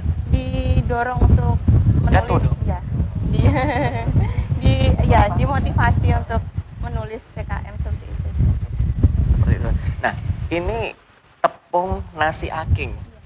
Kalau boleh dijelaskan dulu nih, tepung nasi aking itu sebenarnya yang gimana sih sebenarnya tepung nasi aking ini? Dari nasi aking dibikin tepung atau bagaimana? Monggo silahkan ini para calon ahli gizi. Siapa ini monggo yang mau menjelaskan nih? Jadi kenapa kami itu memilih tepung nasi aking? Jadi latar belakang sebenarnya permasalahan yang kami lihat itu karena di Indonesia tuh masih banyak limbah makanan. Jadi salah satunya nasi. Jadi seperti itu. Makanya kami mengambil nasi untuk dijadikan sebagai nasi aking. Kemudian masalah yang lain itu ada penyakit diabetes mellitus, di mana di Indonesia tuh menurut Riskesdas itu juga masih tinggi. Jadi kami satukan seperti itu nasi aking untuk menderita diabetes mellitus. Nah, kenapa berbentuk tepung? Karena kalau itu berbentuk tepung kan masih bisa berpotensi untuk disubstitusikan atau untuk menjadi bahan produk lain, misalnya untuk jadi brownies tadi atau kue kering yang lainnya. Nasi aking ini kan nasi yang udah kelewat hari atau gimana gitu ya? Bukan, atau yang kering itu? Ya.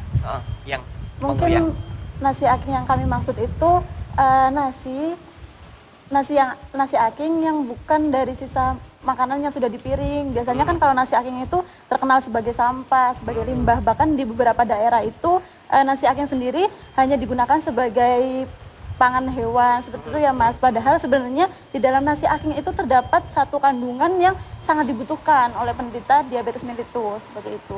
Nah, nasi akingnya itu diperoleh dari nasi yang masih bersih, yang masih dipenanak nasi dan terjamin kebersihan dan higiennya. Kemudian dikeringkan dan dibentuk menjadi nasi aking sebelum ditepungkan seperti itu Mas. Oke, jadi memang bukan nasi yang boleh dibilang nasi basi. Itu justru mungkin nanti akan berpotensi membawa sesuatu yang gak bagus juga ya. Berarti ini memang nasi ribet juga ya Pak Khalid, agak ribet juga ya. Nasi bagus udah dijadiin aking, habis itu dijadiin tepung. Tapi asik juga ini kalau membuat seperti itu kan. Nah, kalau tadi udah disampaikan mengapa memilih nasi aking, karena memang di Indonesia banyak ditemukan nasi aking seperti itu. Atau ada alasan lain mengapa memilih tepung nasi aking ini? Jadi ya kemarin jadi melihat dari masalah. Kemarin apa sekarang? Jadi melihat masalah yang limbah itu tadi, jadi kami berpikir untuk mengurangi resiko biar tidak jadi limbah. Jadi seperti kan biasanya kalau masyarakat sekarang kan parameternya kan, kalau masyarakat dulu kan nasi aking itu kan kalau misal udah basi terus dikeringkan kan. Nah, kalau parameter masyarakat sekarang kan kalau misal nasi itu udah dipenanak nasi lebih dari 24 jam atau mungkin nasi yang kemarin malam kayak gitu kan udah dipikirnya udah nggak bagus, padahal kan masih dipenanak nasi seperti itu. Nah, itu untuk mengurangi resiko menjadi limbah, jadi lebih baik dijadikan nasi aking. Dan yang mana kalau dijadikan nasi aking itu bagus buat penderita diabetes seperti itu. Emang kalau kandungannya apa sih, kandungan tepung nasi aking itu sendiri? Jadi kalau yang seperti yang dijelaskan sama Mbak Sinta tadi, di dalam nasi aking itu ada yang namanya pati resisten. Di mana pati resisten itu bermanfaat bagi manusia, yaitu mengatur atau mengontrol kadar glukosa darah. Jadi kalau misal kita makan nasi aking, glukosa darah manusia tuh kayak naiknya tuh nggak langsung cepat gitu kan. Kalau kita makan makanan kan kadar glukosa kita kan biasanya langsung meningkat. Sedangkan kalau penderita diabetes kan masalahnya kan di situ. Iya benar. Jadi kan kalau diabetes disarankan untuk tidak makan nasi ya, memang tidak makan nasi ya. Itu berarti kalau misalkan penderita diabetes makan nasi aking langsung dimakannya aja atau gimana? Kayak camilan gitu? Nah itu makanya. Makanya dibikin menjadi sebuah tepung biar nggak langsung dimakan nasi akingnya aja, tapi bisa diolah lagi atau disubstitusikan ke bahan makanan yang biasa dikonsumsi oleh si penderita diabetes. Mungkin menambahkan tadi ya, ada kandungan apa sih di dalam tepung nasi aking ya? Jadi di dalam tepung nasi aking selain pati resisten juga ada indeks glikemik. Nah, indeks glikemik ini sebagai parameter nih yang boleh dikonsumsi oleh penderita diabetes sama yang tidak boleh. Nah, kebetulan indeks glikemik dalam tepung nasi aking ini rendah, cuman 55. Sedangkan kalau dalam nasi itu 74. Jadi itu tuh sudah tinggi. Jadi tidak boleh dikonsumsi oleh penderita diabetes. Oh, seperti itu. Iya, nanti kalau baca bisa paham, Pak. Cuman kalau ngebayangin itu kan agak susah gitu ya, Pak ya. Karena bukan ilmunya. Dijelasin berarti dari nasi aking bisa dirubah jadi tepung. Tepung ini karena kandungannya bagus untuk penderita diabetes, nanti bisa diolah dengan sebagai camilan brownies. Nah, kalau ngolahnya, ini kan dari gizi ya, ilmu gizi ya. Tepungnya tepungnya mungkin dari nasi aking sudah bagus nih.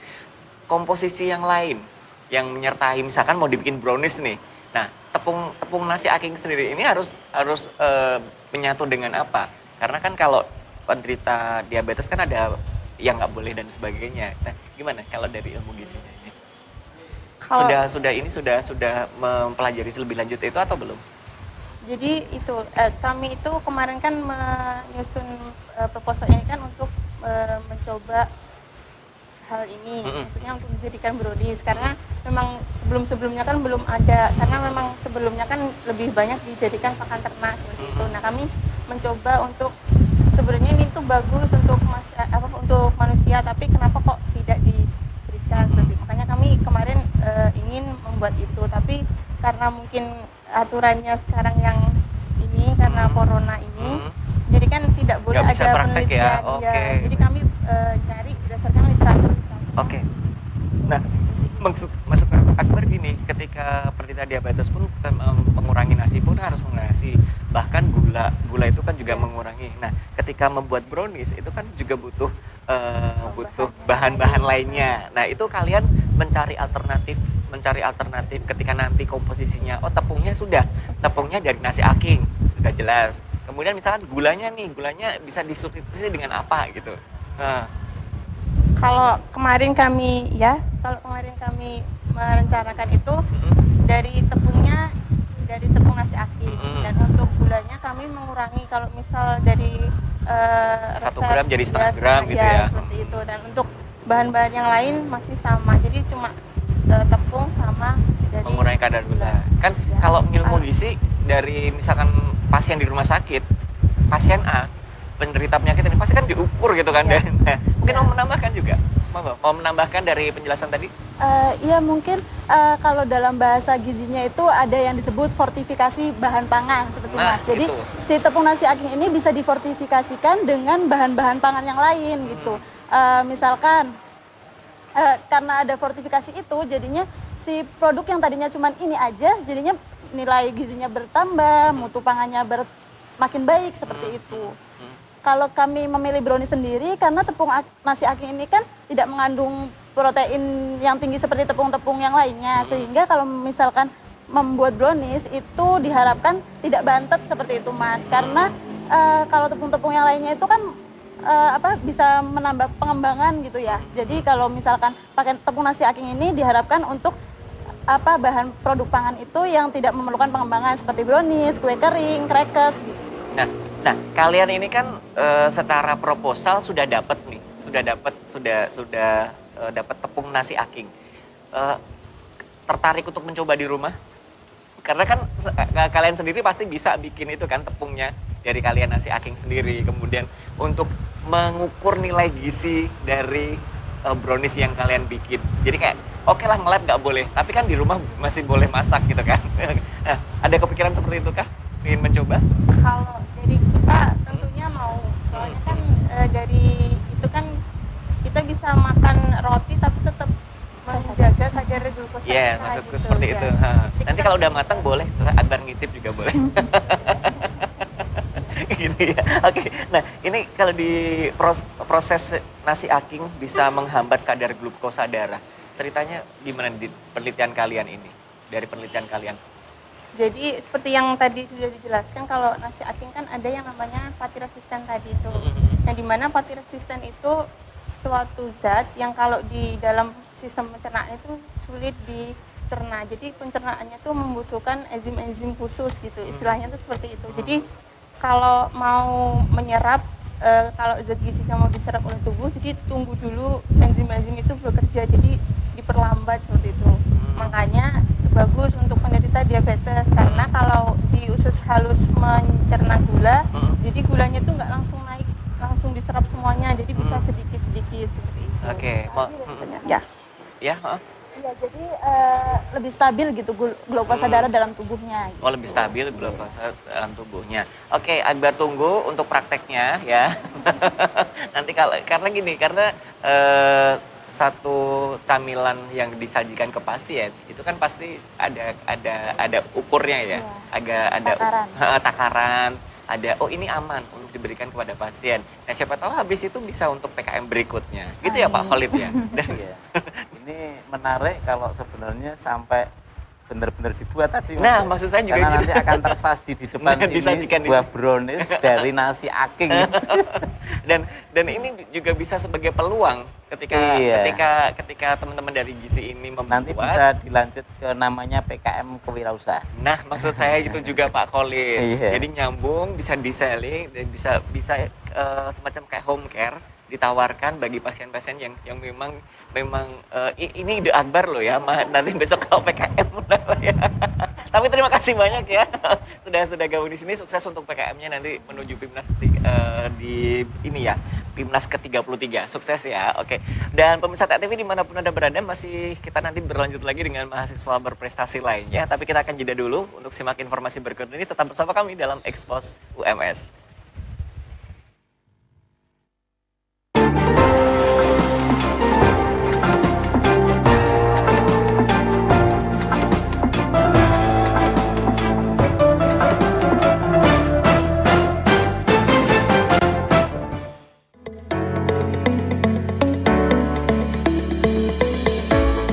Assalamualaikum warahmatullahi wabarakatuh.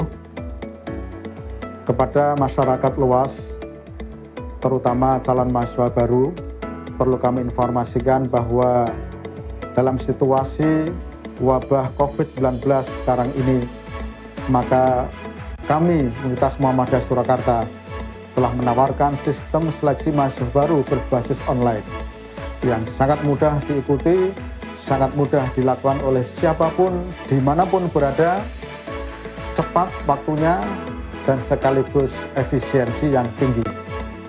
Untuk informasi lengkapnya, silahkan mengikuti atau mengunjungi alamat di bawah ini. Wassalamualaikum warahmatullahi wabarakatuh.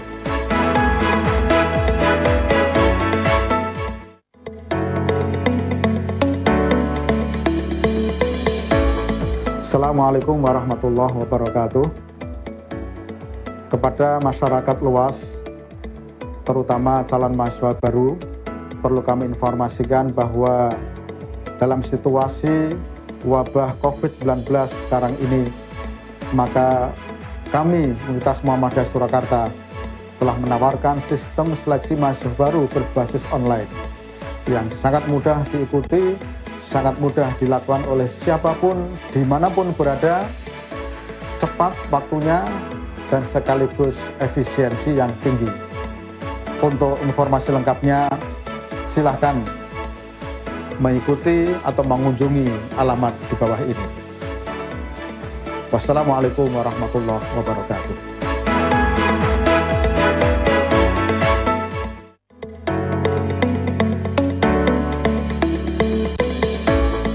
Assalamualaikum warahmatullahi wabarakatuh.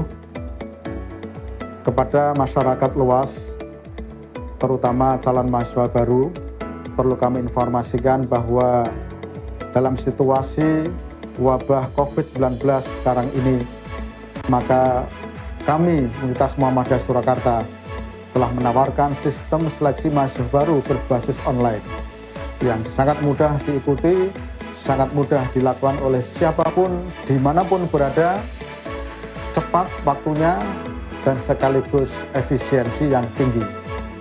Untuk informasi lengkapnya, silahkan mengikuti atau mengunjungi alamat di bawah ini. Wassalamualaikum warahmatullahi wabarakatuh. Pemilihan serentak 9 Desember dengan protokol kesehatan yang ketat. Bawa KTP, alat tulis, dan masker. Dilarang membawa anak-anak. Datang sesuai jadwal yang tertera pada C pemberitahuan, cuci tangan 20 detik, cek suhu tubuh, isi formulir kehadiran, dan gunakan sarung tangan. Tunggu giliran untuk mendapatkan surat suara. Setelah selesai menggunakan hak suara, buang sarung tangan, kemudian petugas meneteskan tinta ke jari tangan. Terakhir, cuci tangan lagi sebelum pulang ke rumah. Suara kita menentukan masa depan bangsa.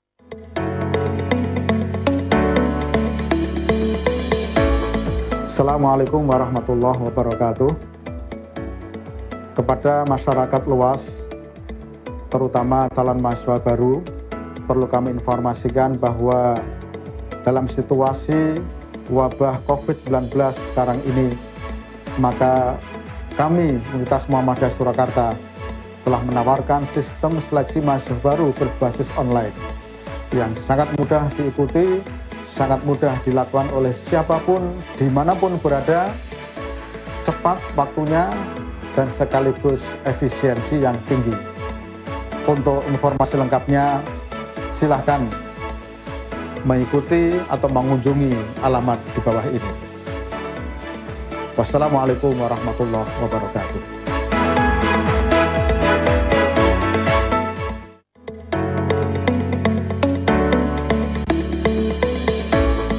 Assalamualaikum warahmatullahi wabarakatuh.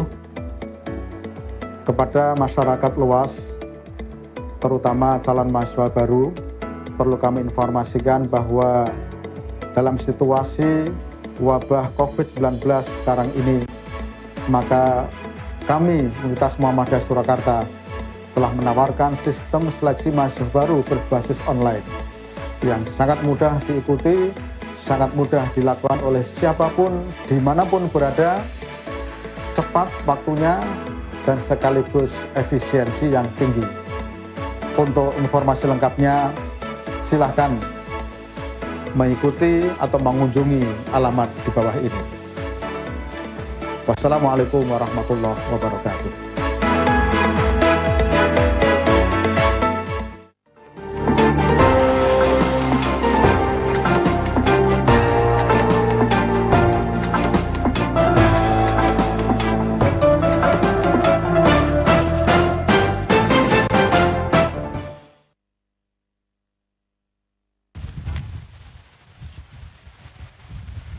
Ya, selamat sore untuk Anda yang baru saja bergabung bersama kami di kesempatan sore hari ini. Sembari mungkin di daerah Anda juga turun hujan seperti di UMS, ini sedang turun hujan tapi kita nikmati saja dan semoga hujan ini menjadi berkah bagi semuanya.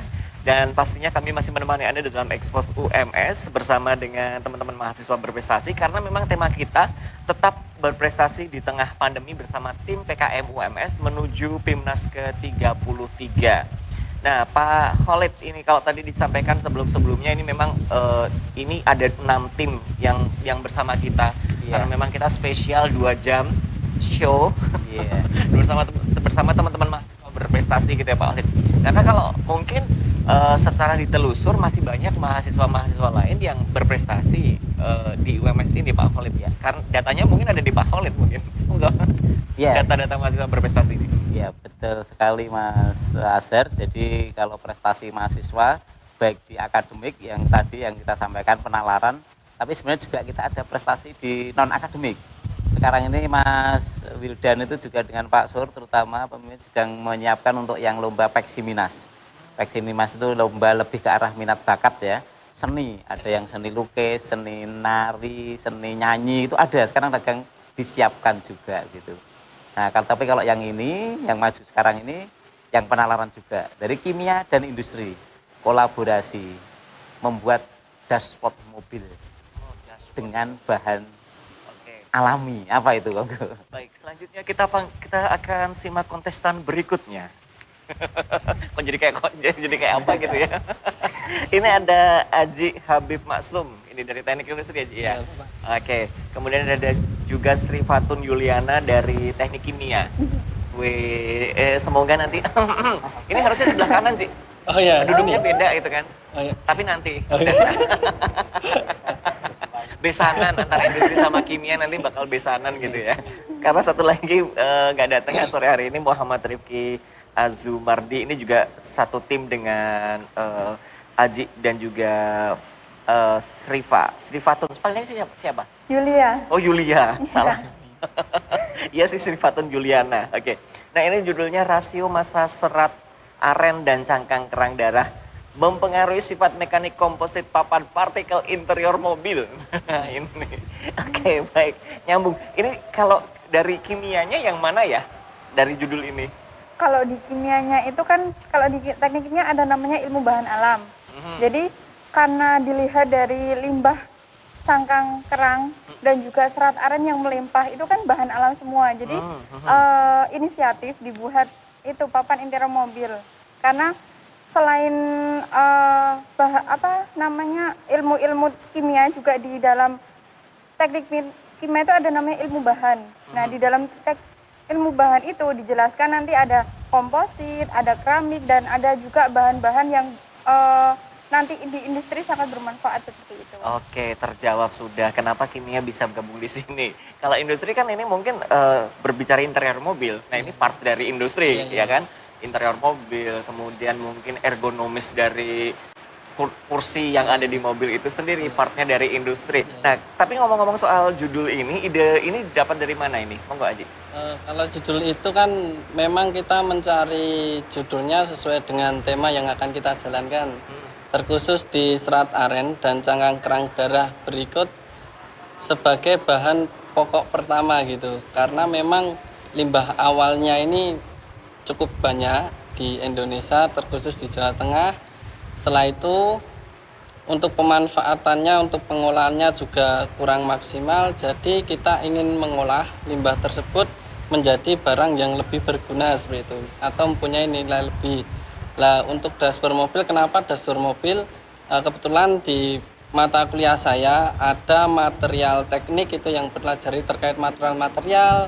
Setelah itu ada juga pengendalian kualitas, bagaimana kualitas yang bagus tetapi harganya juga masih relatif ekonomis kan seperti itulah. Dari situ kita menjunjung tinggi limbah untuk dibuat bahan yang bisa untuk dimanfaatkan seperti itu. Jadilah kolaborasi dengan teknik kimia, kita manfaatkan sisi-sisi kimia dari kuliah yang sudah didapatkan, tetapi kita kolaborasikan juga dengan teknik industri yang merancang terkait dengan pengendalian kualitas biar tetap maksimal walaupun biayanya minimal seperti itu. Oke, nah ini kalian kan dua prodi yang berbeda. Ketemunya di mana?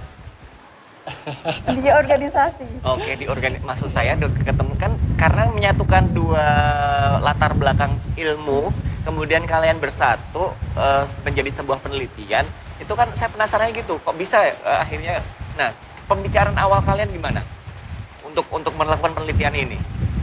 Kalau pembicaraan awal karena emang yang pertama tadi kan memang lihat dari situasi di daerah terutama Klaten itu kan limbahnya yang banyak. Kemudian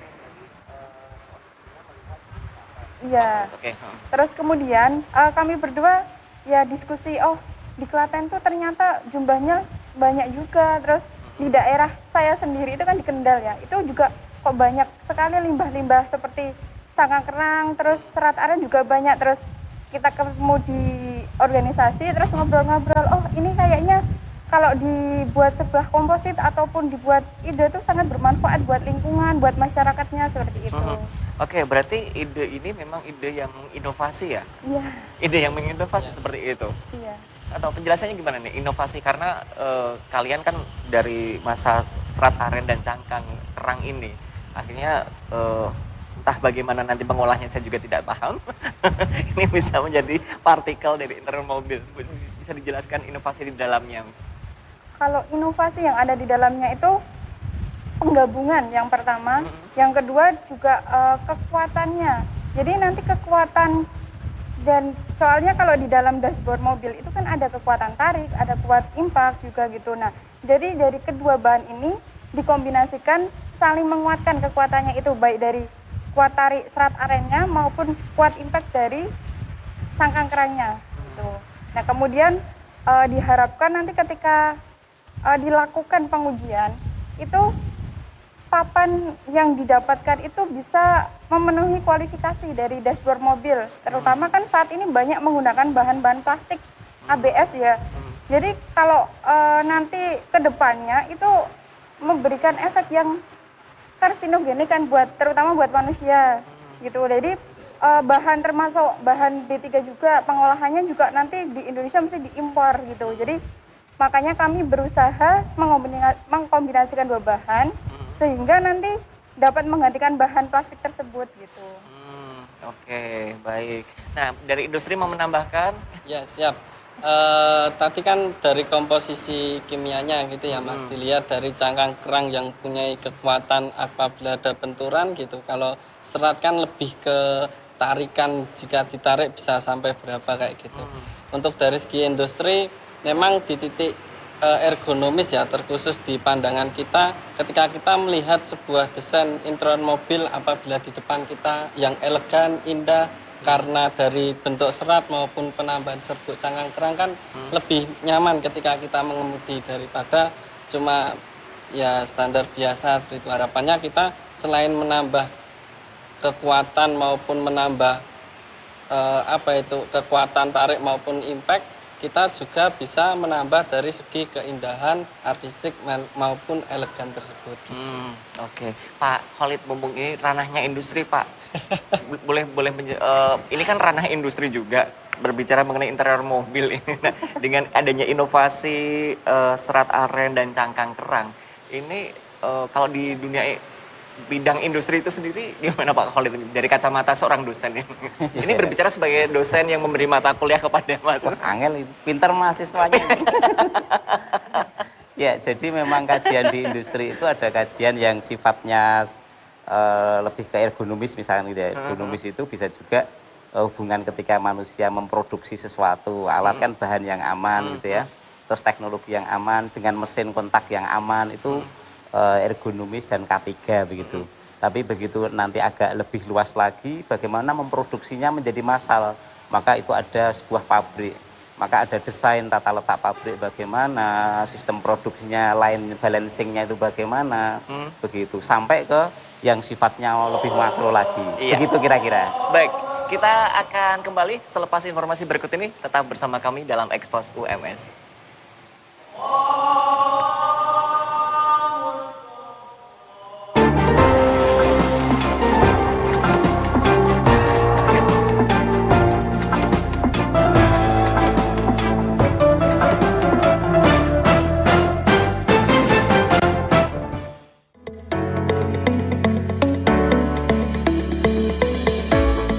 Assalamualaikum warahmatullahi wabarakatuh. Kepada masyarakat luas, terutama calon mahasiswa baru, perlu kami informasikan bahwa dalam situasi wabah COVID-19 sekarang ini, maka kami Universitas Muhammadiyah Surakarta telah menawarkan sistem seleksi mahasiswa baru berbasis online yang sangat mudah diikuti, sangat mudah dilakukan oleh siapapun, dimanapun berada, cepat waktunya, dan sekaligus efisiensi yang tinggi. Untuk informasi lengkapnya, silahkan mengikuti atau mengunjungi alamat di bawah ini. Wassalamualaikum warahmatullahi wabarakatuh.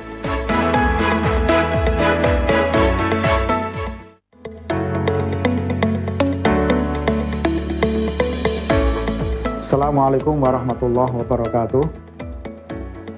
Kepada masyarakat luas, terutama calon mahasiswa baru, perlu kami informasikan bahwa dalam situasi wabah COVID-19 sekarang ini, maka kami Universitas Muhammadiyah Surakarta telah menawarkan sistem seleksi mahasiswa baru berbasis online yang sangat mudah diikuti, sangat mudah dilakukan oleh siapapun, dimanapun berada, cepat waktunya, dan sekaligus efisiensi yang tinggi.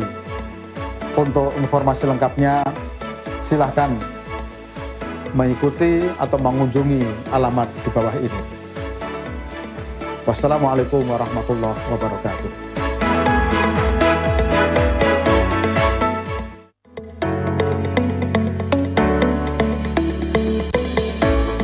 Assalamualaikum warahmatullahi wabarakatuh.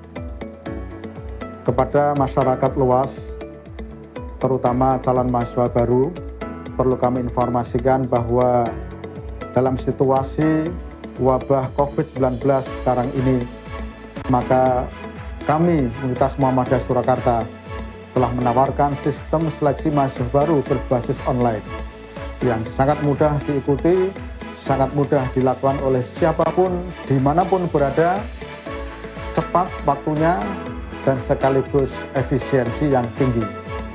Untuk informasi lengkapnya, silahkan mengikuti atau mengunjungi alamat di bawah ini. Wassalamualaikum warahmatullahi wabarakatuh.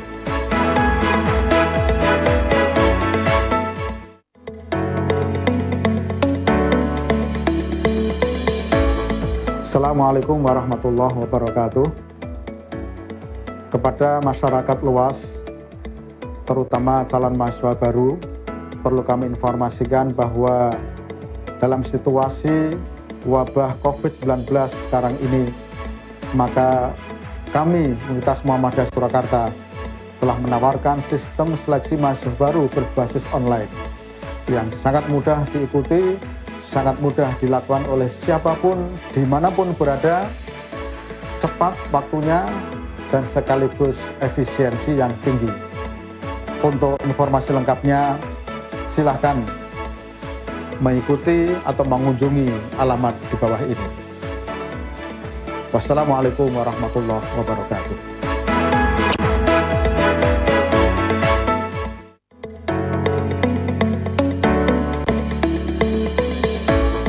Assalamualaikum warahmatullahi wabarakatuh. Kepada masyarakat luas, terutama calon mahasiswa baru, perlu kami informasikan bahwa dalam situasi wabah COVID-19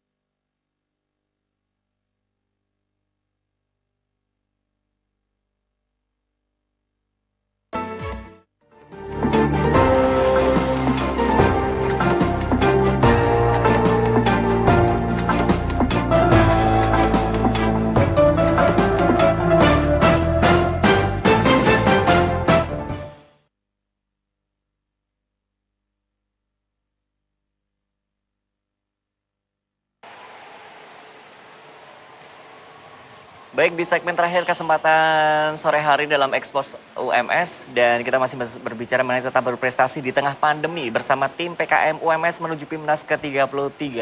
Dan ini adalah peserta kontestan kita terakhir. Kontestan kayak ini aja Pak ya. Iya. Ini PKMT, penerapan teknologi Dewats pada instalasi pengolahan air limbah batik Laweyan. Ini dari prodi apa berarti? Di teknik kimia. Teknik kimia juga, dua-duanya teknik kimia? Iya. Oh, anak-anak teknik, baiklah. Ini ada Atika Sari, iya, saya. Kemudian ada Maratul. Bukan, Maratul? Maratul. Oh iya, bener. Maratul Solihah Junaidi. Oke, nama bapaknya Junaidi? Oh, salam ya buat bapak ya, sehat selalu mudah-mudahan. Nah, ini di segmen terakhir ini berbicara, berarti judulnya adalah penerapan teknologi Dewats. Iya. Nah, teknologi Dewats itu sendiri apa nih kalau boleh dijelaskan ke pemirsa ini? Oh ya Bapak Ibu pemirsa, untuk teknologi Dewats ini adalah salah satu konsep yang biasanya diterapkan untuk pengolahan air limbah. Dewats sendiri itu singkatan dari Decentral Wastewater System, di mana itu proses pengolahan air limbahnya itu menggunakan proses gravitasi seperti itu. Oke, nah kenapa memilih di pengolahan air limbah batik Lawean. Sementara di lingkungan WMS mungkin ada pabrik yang lain juga. Nah, alasannya kenapa? Ya, alasannya kami memilih batik Lawean karena itu berhubungan langsung dengan penelitian kami. Tentunya di penelitian teknik kimia kami mengambil tentang limbah batik, Bapak. Nah, dari situ kami mengukur kadar pencemarannya yang melingkupi kadar COD dan BOD. Nah, untuk kadar COD BOD tersebut kami teliti ternyata melebihi baku mutu. Nah, kami kemudian berdiskusi dengan dosen pendamping kami bagaimana caranya agar menurunkan kadar tersebut. Karena sangat penting sekali di Indonesia ini karena kebutuhan batik di Indonesia setiap tahun hampir meningkat. Nah, dari itu sangat penting untuk menjaga kondisi limbahnya seperti itu, Bapak. Oke, jadi kenapa interest ke sana? Karena memang secara langsung bisa tahu ya air limbahnya itu dan langsung untuk diteliti. Nah, berbicara mengenai teknologi yang ditawarkan ini, keunggulannya apa sih dari teknologi yang ditawarkan ini? Mungkin Maratul? Ya, kalau teknologi kami itu yang pertama tadi sudah dijelaskan bahwa teknologi kami menggunakan prinsip gravitasi. Jadi teknologi ini menggunakan energi yang ramah. Kemudian untuk perawatannya juga mudah. Itu untuk perawatannya, pembersihannya itu minimal 2 kali dalam setahun. Untuk biayanya itu juga murah. Kemudian limbah yang dihasilkan itu sudah boleh dilepas ke lingkungan. Dan lumpur yang dihasilkan juga sedikit, seperti itu. Itu sedikit, oke, baik. Nah, ini kan instalasi pengolahan air limbah gitu ya. Nah, cara kalian untuk merancang IPAL itu gimana? Perancangan IPAL sendiri kami melakukan design approach. Yang pertama kami melakukan identifikasi masalah terhadap mitra. Di situ kami menggunakan prinsip need and constraint, di mana needs itu mitra membutuhkan baku mutu yang memenuhi syarat dari pemerintah sendiri. Kemudian untuk constraint sendiri, di mitra memiliki lahan yang terbatas. Nah, dari situ kami mempelajari beberapa literatur jurnal yang mungkin tepat sesuai dengan situasi instalasi pengolahan air limbah saat ini. Setelah itu kami berdiskusi dengan dosen untuk melakukan perancangan. Perancangan kami ini kami lakukan dalam bentuk 2 hal. Kami susun dalam bentuk buku pedoman yang saat ini dalam proses pendaftaran hak cipta, kemudian video pelaksanaan. Dari buku pedoman dan video ini kami berharap bisa membantu dari pihak mitra sendiri ataupun dari pihak mitra yang lain seperti itu, Bapak. Oke, nah ini kalau jenis limbahnya ini bisa apa aja sih? Kalau untuk jenis limbahnya sendiri biasanya bisa untuk limbah rumah tangga, limbah domestik, dan juga limbah yang lainnya. Tapi untuk perancangan yang kami rancang ini khusus jadi desain untuk mitra batik. Oke, pengolahan limbah air batik itu tadi ya, air limbah batiknya itu tadi. Nah, ini kan ketika kalian melakukan penelitian tentang pengolahan air limbah batik itu sendiri kan pasti nantinya ke depan ketika sudah dilakukan penelitian, mitra pasti setelah tahu, mereka kan pasti, oh iya nih, ternyata bagus ya untuk pengolahan air limbahnya. Nah, kelanjutan program dari ini apakah nanti mitra ini menerima atau bagaimana? Ketika kalian melakukan izin melakukan penelitian kan pasti menyampaikan kepada mitra yang ini gimana nih?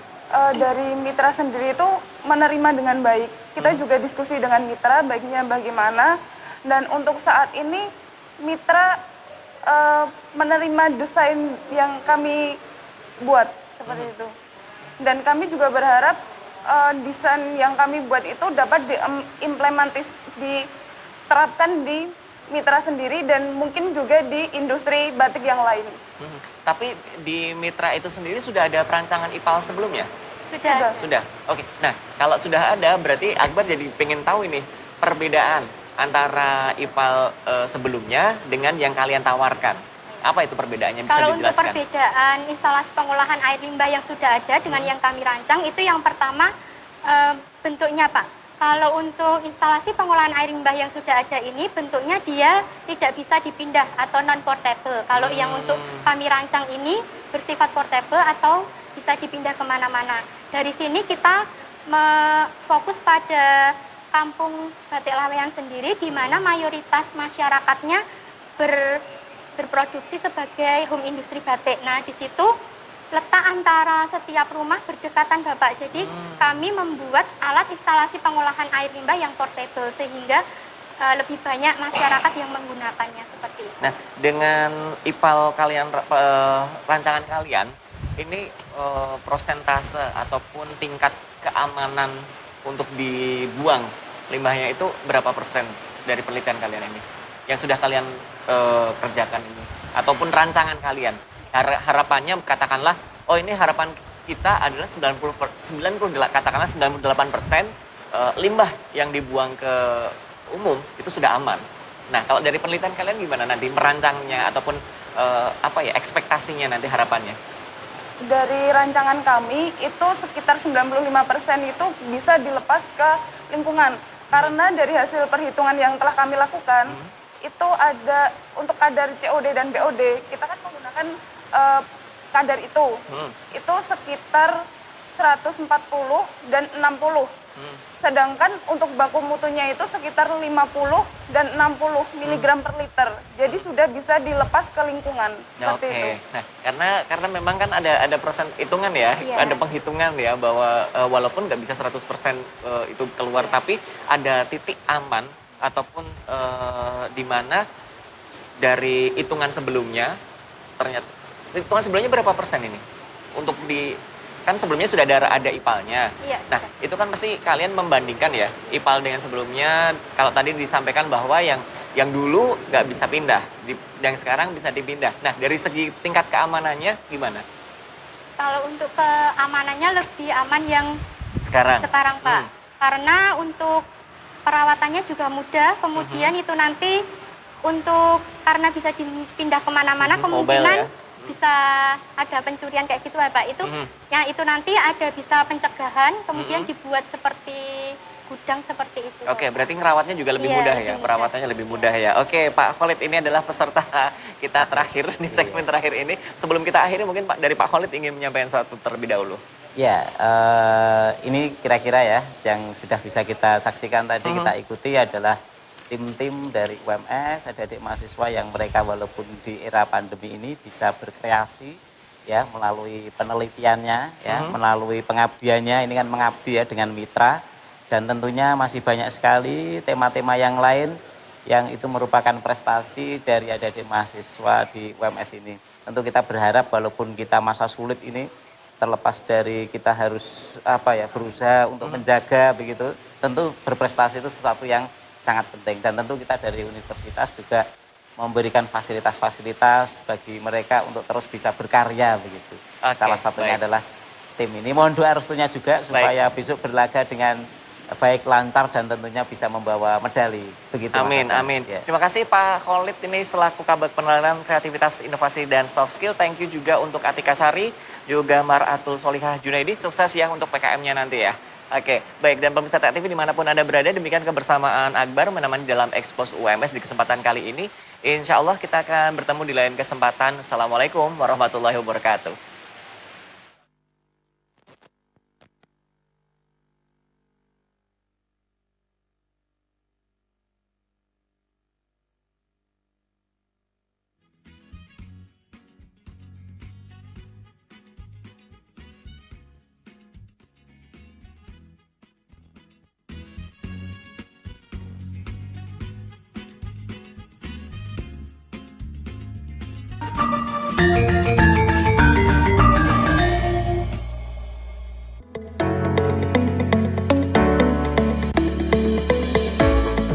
Assalamualaikum warahmatullahi wabarakatuh.